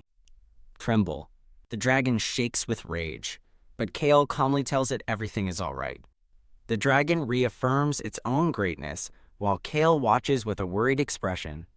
The dragon's voice echoes in his mind, warning that if Cale doesn't kill Venyan that day, it will tear them to shreds and turn them to dust in the wind, a promise of utter annihilation. Phew. Cale sighs in relief, glad the dragon is being reasonable and won't rampage in the palace. Boom. He shivers, imagining the palace being blown to bits and his own demise if the dragon lost control. Droop. Cale sits lost in thought, prompting a concerned look from Eric. Eric anxiously wonders how he is supposed to ignore Venyan, telling himself to be quiet. From behind, Cale hears a familiar voice say, "It's been a while." He turns to see the smirking blonde man Venyan standing before him. Rattle. Cale rises to his feet to greet Lord Venyan, remarking on their last meeting at the Toll's estate. Venyan smiles condescendingly while his subordinate, Neo, glares fiercely from behind him. The two groups face each other in a tense, silent standoff, observed by a nervous Eric. Cale smiles pleasantly, recalling their supposed plan to share a drink in the capital. Glance. Standing behind Venyan, Neo looks away with a bead of sweat on his face. Flinch. Venyan brings up the robbery at Cale's summer house, asking if he's alright, causing Neo to jump. Feigning sorrow, Cale brings up Venyan's friendship with the victims, calling the news tragic, which Vinian confirms hearing. Cale dramatically recounts his shock upon hearing the news over a morning hangover drink, making Eric mutter, "Oh dear." Cale exclaims that everything was stolen and pointedly asks if Vinian lost something very precious, making Neo sweat profusely. With a cunning smirk, Cale thinks to himself that he is currently embodying all three types of people: good, bad, and crazy. Cale cheerfully suggests Lord Neo drink away his troubles with him tonight. Vinian internally laments losing his family's trust after losing the dragon, noting the group that provided it is suspicious. While Cale offers a drink to erase bad memories, Vinian internally doubts a lout like him could steal a dragon but still politely declines. Slide. Cale notes that the knight who visited him was pale, subtly chiding Neo for his lack of preparation, which darkens Vinian's expression. As Vinian departs, Cale casually tells Neo that he'll just have to live with the consequences. Vinian grits his teeth in frustration, angrily wondering where the limping bastard and the dragon disappeared to. Cale watches Neo bite his nails in terror, cheekily telling him to hang in there for the earful he's about to get from Vinian. Sitting back down, Cale is addressed by Eric as he begins to pour a bottle of wine. Stare. Cale pauses, his gaze fixed on something across the grand hall. He decides to have a drink later, and Eric quietly agrees as the scene shifts. Tick! Time passes slowly in the opulent banquet hall as guests mingle. Talk. Tick! Vinian waits impatiently, his arms crossed and his expression stern. Talk. The clock continues to tick as Cale waits with anticipation. Tick! Cale pulls out a golden pocket watch, checking the time with a focused look. Thud. Two blonde-haired princes arrive, greeted by a bowing attendant. Step! The crown prince ascends to the dais, welcoming his guests and thanking them for their attendance. Cale glances at his watch, thinking that his awaited guest should be arriving any second now. The crown prince flashes a brilliant smile, thrilled to have the kingdom's future heroes at his banquet. His expression shifts to a curious smirk as he notices something. Grin. Cale smiles with satisfaction, pocket watch in hand, as he thinks he's here. A long, silver-haired man in a wheelchair is pushed forward by a younger, dark-haired attendant, both appearing calm and composed. Murmur. Guests chatter as the silver-haired man in the wheelchair and his attendant are brought forward. Cale observes their arrival, thinking they must have decided to reveal themselves publicly. The silver-haired man and his attendant look on with calm resolve as Cale decides this isn't his problem. Jump! Vinian shoots up from his seat in disbelief, exclaiming, "What the?" as whispers fill the air. Vinian's eyes widen in fury as the whispers continue. The crown prince welcomes the newcomers, surprised to see Taylor Sten, the Marquess's eldest son and the priestess of the god of death. From his wheelchair, Taylor explains he came uninvited for the chance to meet the crown prince. With a sly grin, the crown prince notes he asked for family representatives, implying the Stens no longer have one. He then turns to Vinian, asking if he was disappointed by the single invitation, to which Vinian quietly agrees. Vinian grits his teeth in silent rage, insulted by the prince's insinuation. Cale recalls from the novel that the crown prince was wary of his brothers, and that the Stens support the third prince. Thinking to himself, Cale acknowledges that despite the king favoring the third prince, deposing a crown prince is no simple task. Chitter-chatter. He notes that all the other noble families have also chosen a prince to support. Watching from his seat, Cale admits he doesn't care for the details, but can tell something significant is happening. The crown prince apologizes for disappointing Taylor, but is glad to see him well. Taylor replies that, though he can't move his legs, he still has his hands, head, eyes, ears, and mouth. Looking toward the dais, Taylor declares that all of himself is still alive, and has even gotten stronger. The crown prince listens and agrees with a thoughtful smile. Yes, you are still alive. Vinian looks on from afar, recalling the saying that those who survive the longest are the strongest. He clenches his jaw, his expression a mixture of anger and frustration. Cale watches the exchange with detached amusement, thinking their back and forth is fun to watch. He reflects that observing the faces of everyone in this hair-trigger situation is quite entertaining. Droop. Cale leans back, thinking all he needs now is a bucket of popcorn. The crown prince then addresses the dark-haired attendant, asking if he is the priestess of the god of death. The man bows his head, introducing himself as Kage, the servant of eternal rest. The crown prince decides to talk later and proceed with the banquet, adding he doesn't know where to seat them. His gaze lands on Cale's table, and he announces that he sees the perfect spot. A split panel shows the Crown Prince's knowing smile and Cale's wary, sweating expression as he realizes what's coming. Cale thinks to himself that this is the only table without any great nobles present. He also notes it's the table for the richest and strongest of the individual families. The Crown Prince cheerfully announces that Lord Taylor can sit at the Northeast's table, as there are many seats left. Gasp! Taylor and KJ thank the prince, while Eric and his companions look on in shock. The prince points, dismissing their thanks and declaring they will both be a help to the kingdom. Step. He asks to rearrange their table as two attendants approach. Rattle. The attendants begin moving chairs and adjusting the table setting. Whisper, whisper. Eric leans into Cale, telling him to stay put no matter what. From the dais, the Crown Prince gestures for the new arrivals to please sit. Slide. Cale shifts his chair over to make room at the table. Taylor and Cage approach Cale's table, with Taylor offering a simple, hello. The Crown Prince smiles, formally announcing the start of the banquet and hoping everyone enjoys themselves. Across the hall, Vignon watches the proceedings with a dark, resentful glare. The scene settles on the opulent, sparkling architecture of the grand banquet hall. At Cale's table, servants place dishes as he sits with Ron and Eric. Nod.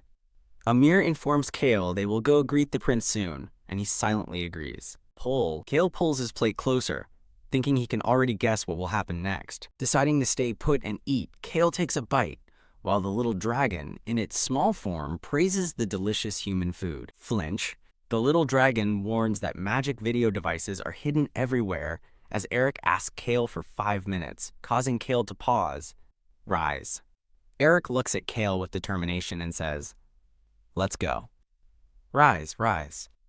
Gilbert and Amir also stand up from the table, ready to follow Eric. The three of them stand together, preparing to approach the Crown Prince on the dais.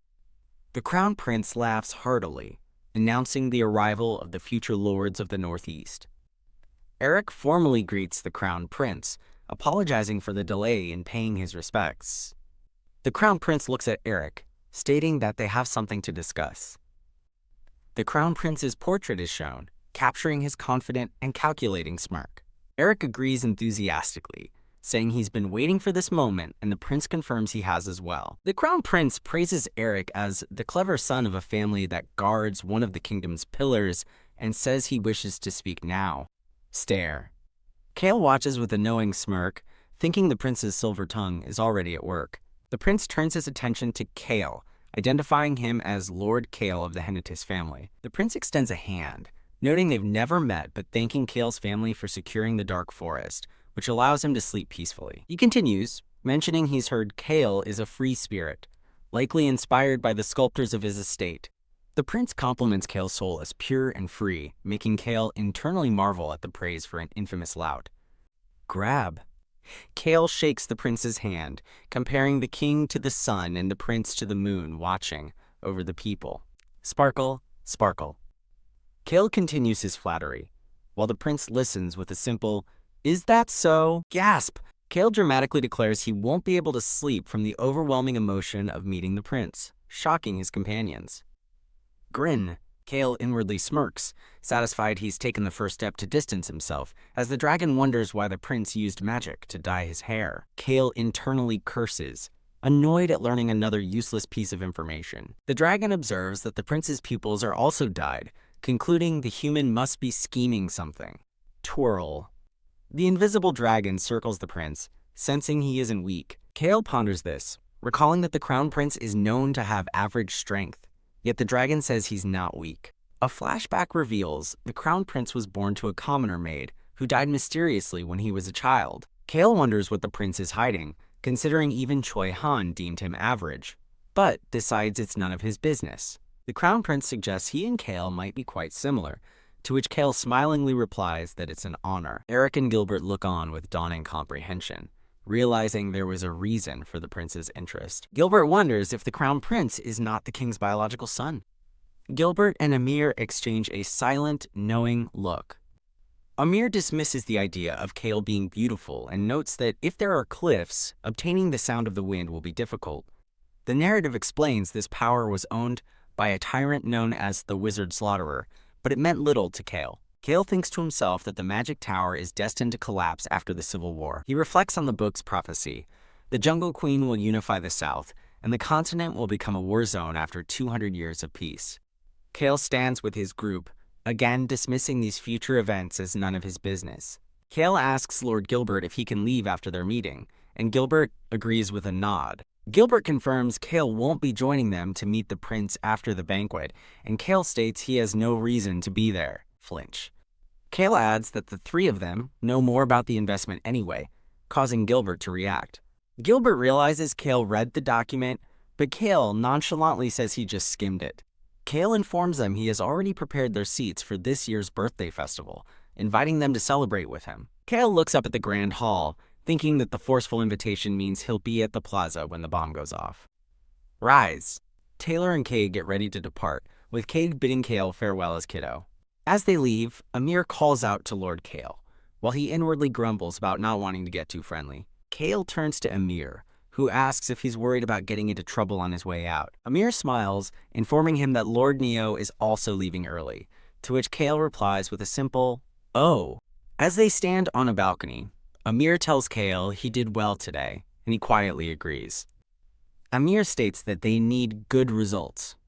A scene shows a treacherous coast surrounded by whirlpools and steep cliffs, dangerous for any but the most skilled sailors. Amir smiles confidently at Cale, believing they can achieve the results they want. Standing by a fine carriage, Amir addresses Cale, who predicts that the prince is very interested in their investment opportunity. Turn.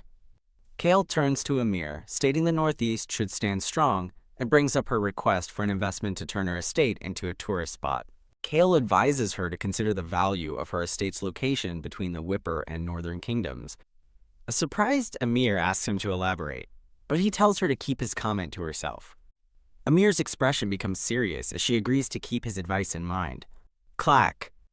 The horses pull the carriage away, leaving the palace behind. As his attendant holds the door, Cale gives the simple command to depart. The green-haired girl with a serious expression agrees, "Yes, sir." A view of a rugged cliff-lined coast explains that the Amir and Gilbert estates are surrounded by such treacherous terrain. Rattle! Inside the carriage, Cale muses that the nobles only considered tourism because of the current era of peace. Rattle! He continues his thoughts, saying all he needs to worry about is claiming another ancient power before the wizard slaughterer arrives. The carriage approaches a large, elegant villa, surrounded by lush gardens. Inside, Choi Han reports to Cale that they have discovered 4 magic bombs. Choi Han specifies they were all found around the plaza and asks for the map. Clack. As Cale unrolls a map, Choi Han explains they found 3 more bombs after the first one, but couldn't locate any others. With the small dragon and 2 cats present, Choi Han suggests searching beyond the plaza since the common areas yielded no more bombs. Cale studies the map, recalling the book mentioned 10 bombs total and wondering if the villain has changed his strategy this time. Cale tells a surprised Choi Han that they have time until the king's speech, but must act decisively, planning to steal the threat at dawn on the festival day. A diagram shows the magic signal linking the bombs, which the dragon can perceive. The narration explains that severing this magic signal is a simple task. For powerful mages like the Black Dragon or Rosalind, it's not difficult, which is why Cale believes Rosalind was able to disarm them in the original story. Cale decides they must act on the day of the attack to mislead the villain into believing his plan is succeeding. Choi Han questions why they are stealing the bombs instead of destroying them, to which Cale retorts, "Why would you destroy something so useful?" Cale sits and orders Choi Han to continue searching for any remaining bombs. He instructs Choi Han and the Black Dragon to remain hidden and meticulously search the plaza, acknowledging the task will be tedious and difficult. With a wide, cheerful smile, Cale dispatches a stoic Choi Han, telling him to get to work. Leap! Choi Han, the dragon, and the 2 cats jump out of the window to carry out their mission. The scene shifts to a quaint town square filled with timber-framed houses. Rattle. Cale sits inside a carriage, speaking with a gray-haired boy. The gray-haired boy asks if Cale wants him to look after his siblings, and Cale confirms this is the condition for their deal. When Cale states he won't be doing it alone, the boy asks who else will join, then proudly declares that he and his siblings are stronger together. Rattle. The 2 continue their conversation inside the moving carriage. Flinch. The boy mentions that the Blue Wolves were once a famous company of knights, causing Cale to react with a slight jolt. Turn. Cale turns away, feigning ignorance and dismissing the group's history. A narration box reveals the boy's name is Lark, and that he is terrified of the whale tribe when he's alone. Mumble, mumble. The narration continues, explaining that despite his fear, Lark would bravely face their chieftain to protect his comrades. Cale dismisses Lark's request to turn children into knights as ridiculous, calling it a paradox to his goal of protecting them. Cale explains that raising the Wolfmen as knights from childhood would make them death-defying fanatics, something worse than mere soldiers. Cale challenges Lark's right to decide their fate. Lark stares in shock, then wipes sweat from his brow and apologizes. Cale reassures him there's no need to apologize, stating he now understands what Lark truly wants from him. A vision of a massive cloud-wreathed mountain appears, with narration explaining it's a perfect challenge for the Berserk Wolfmen. Cale smugly thinks that his plan will earn him a lifetime of wealth, and pilfering from the royals is a minor detail. Lark agrees to all of Cale's conditions as their carriage arrives in town. Cale tells him not to ask silly questions, confirming he has a plan for him. Rummage. Cale says, "Okay," as the two small cats settle beside him. Cale sends Lark off to eat with his siblings, assigning On and Hong to guide him, as he can't have a proper discussion with children around. Meow meow. The two cats playfully tickle a laughing Lark. Watching them, Cale considers leaving the wolf cubs with Hans or finding a proper babysitter for them. He muses on finding someone clean and a good cook, as the scene cuts to his attendant, Ron, meticulously sharpening a knife in a kitchen. Shiver! Cale immediately recoils from the thought of Ron, remembering he's a maniac who enjoys torturing people. Screech. The carriage pulls to a stop in the town. Step. Cale steps down from the carriage onto the cobblestone street. Looking up at Lark, Cale simply tells him, "Follow me." Nod. Inside a building, Cale asks if Lark has company, and Lark, holding the cats, confirms while another boy stands nearby. Cale tells Lark to open the door since it's for his siblings, and the boy nervously agrees. FWIP. Lark gently places the two cats on the floor. Rattle. As Lark anxiously reaches for the doorknob, the scene inside is revealed. Several children lie motionless on the floor. Hug, a relieved Lark, embraces one of his younger siblings, calling out his name with a joyful smile. As Lark joyfully carries his brother, Bylos watches and addresses Lord Cale. A man with a goatee and ponytail asks Cale if he is the owner of the caravan, then introduces himself as an acquaintance of Choi Han, honored to finally meet him. Cale smiles dismissively, humbly calling himself a lout and downplaying the honor. The man formally introduces himself as Odious Flynn. As Cale and Odious shake hands with Bylos between them, the narration reveals Odious gave up his position as heir to the Flynn name to become a caravan owner. The narration clarifies that Odious is Bylos' uncle. Cale recalls that Odious introduced Choi Han to Bylos and spurred his ambition, concluding that Odious is even more cunning than Ron. The narration explains that Odious' caravan is merely a front for his activities in the underworld. A portrait of Odious is shown as the narration describes him as nice to some and cruel to others. Lark happily tells Cale it was nice to see Bylos after so long, while Cale admits he was also surprised to learn they were acquainted. Chose a humble life over the Flynn legacy. Bylos looks down, reflecting that Odious is his only good childhood memory, thinking he was at least nice to him. Bylos suggests they go upstairs for a drink, mentioning that Choi Han and Rosalind will join them shortly. Cale tells Odious he can reconnect with his friends then, and Odious agrees. Odious expresses his hope to share a drink with Cale soon, to which Cale readily agrees with a slight smile. Rumble. Cale faces the assembled wolf children and briefly considers hiring a drill sergeant instead of a babysitter. Cale immediately dismisses the idea and tells a surprised Lark, who is holding the cats, that he can leave. From an upstairs window, a worried Bylos calls down to Cale, asking what he's planning. At a tavern bar, Cale tells a concerned Bylos that he's simply working toward a comfortable retirement. Flump. Bylos sits beside Cale as wine is poured into a glass. Gulp, gulp. Bylos quickly downs the glass of red wine. As Bylos hastily pours another glass, Cale asks if he's ignoring him. Bylos apologizes, claiming he was just very thirsty. Flick. Cale gestures to Bylos, telling him that while he doesn't know why he's anxious, he shouldn't be drinking alone. Bylos addresses Lord Cale, who responds, ready to listen. Bylos reveals that Lord Odious is his uncle by blood, but he himself is not allowed to bear the Flynn name, thus kindly telling a young Bylos that he considers him family, words from the book The Birth of a Hero. This encouragement, the narration explains, is what drove Bylos to follow Choi Han and compete for the Merchantry's airship. Bylos asks Cale if he's curious why Lord Odious runs a simple caravan despite his name, but Cale questions if the Flynn name is worth being curious about. Raise. As Cale lifts his glass, Bylos concedes the point, admitting the Flynn name isn't highly regarded. Cale points out that both he and Odious are Flynns. When Bylos calls himself a bastard, Cale retorts that everyone still considers him a Flynn regardless. Bylos looks at Cale with a moment of quiet contemplation. Bylos smiles, remarking that Cale has a real talent for speaking the truth. Raise. Cale lifts the bottle in agreement, asking, "I do, don't I?" Now smiling genuinely, Bylos says that Cale's frankness brings him to his main point. Leaning in with a grin, Bylos playfully asks Cale what he stole using the equipment he borrowed. Cale smugly reveals he's already stolen one thing and plans to steal the rest.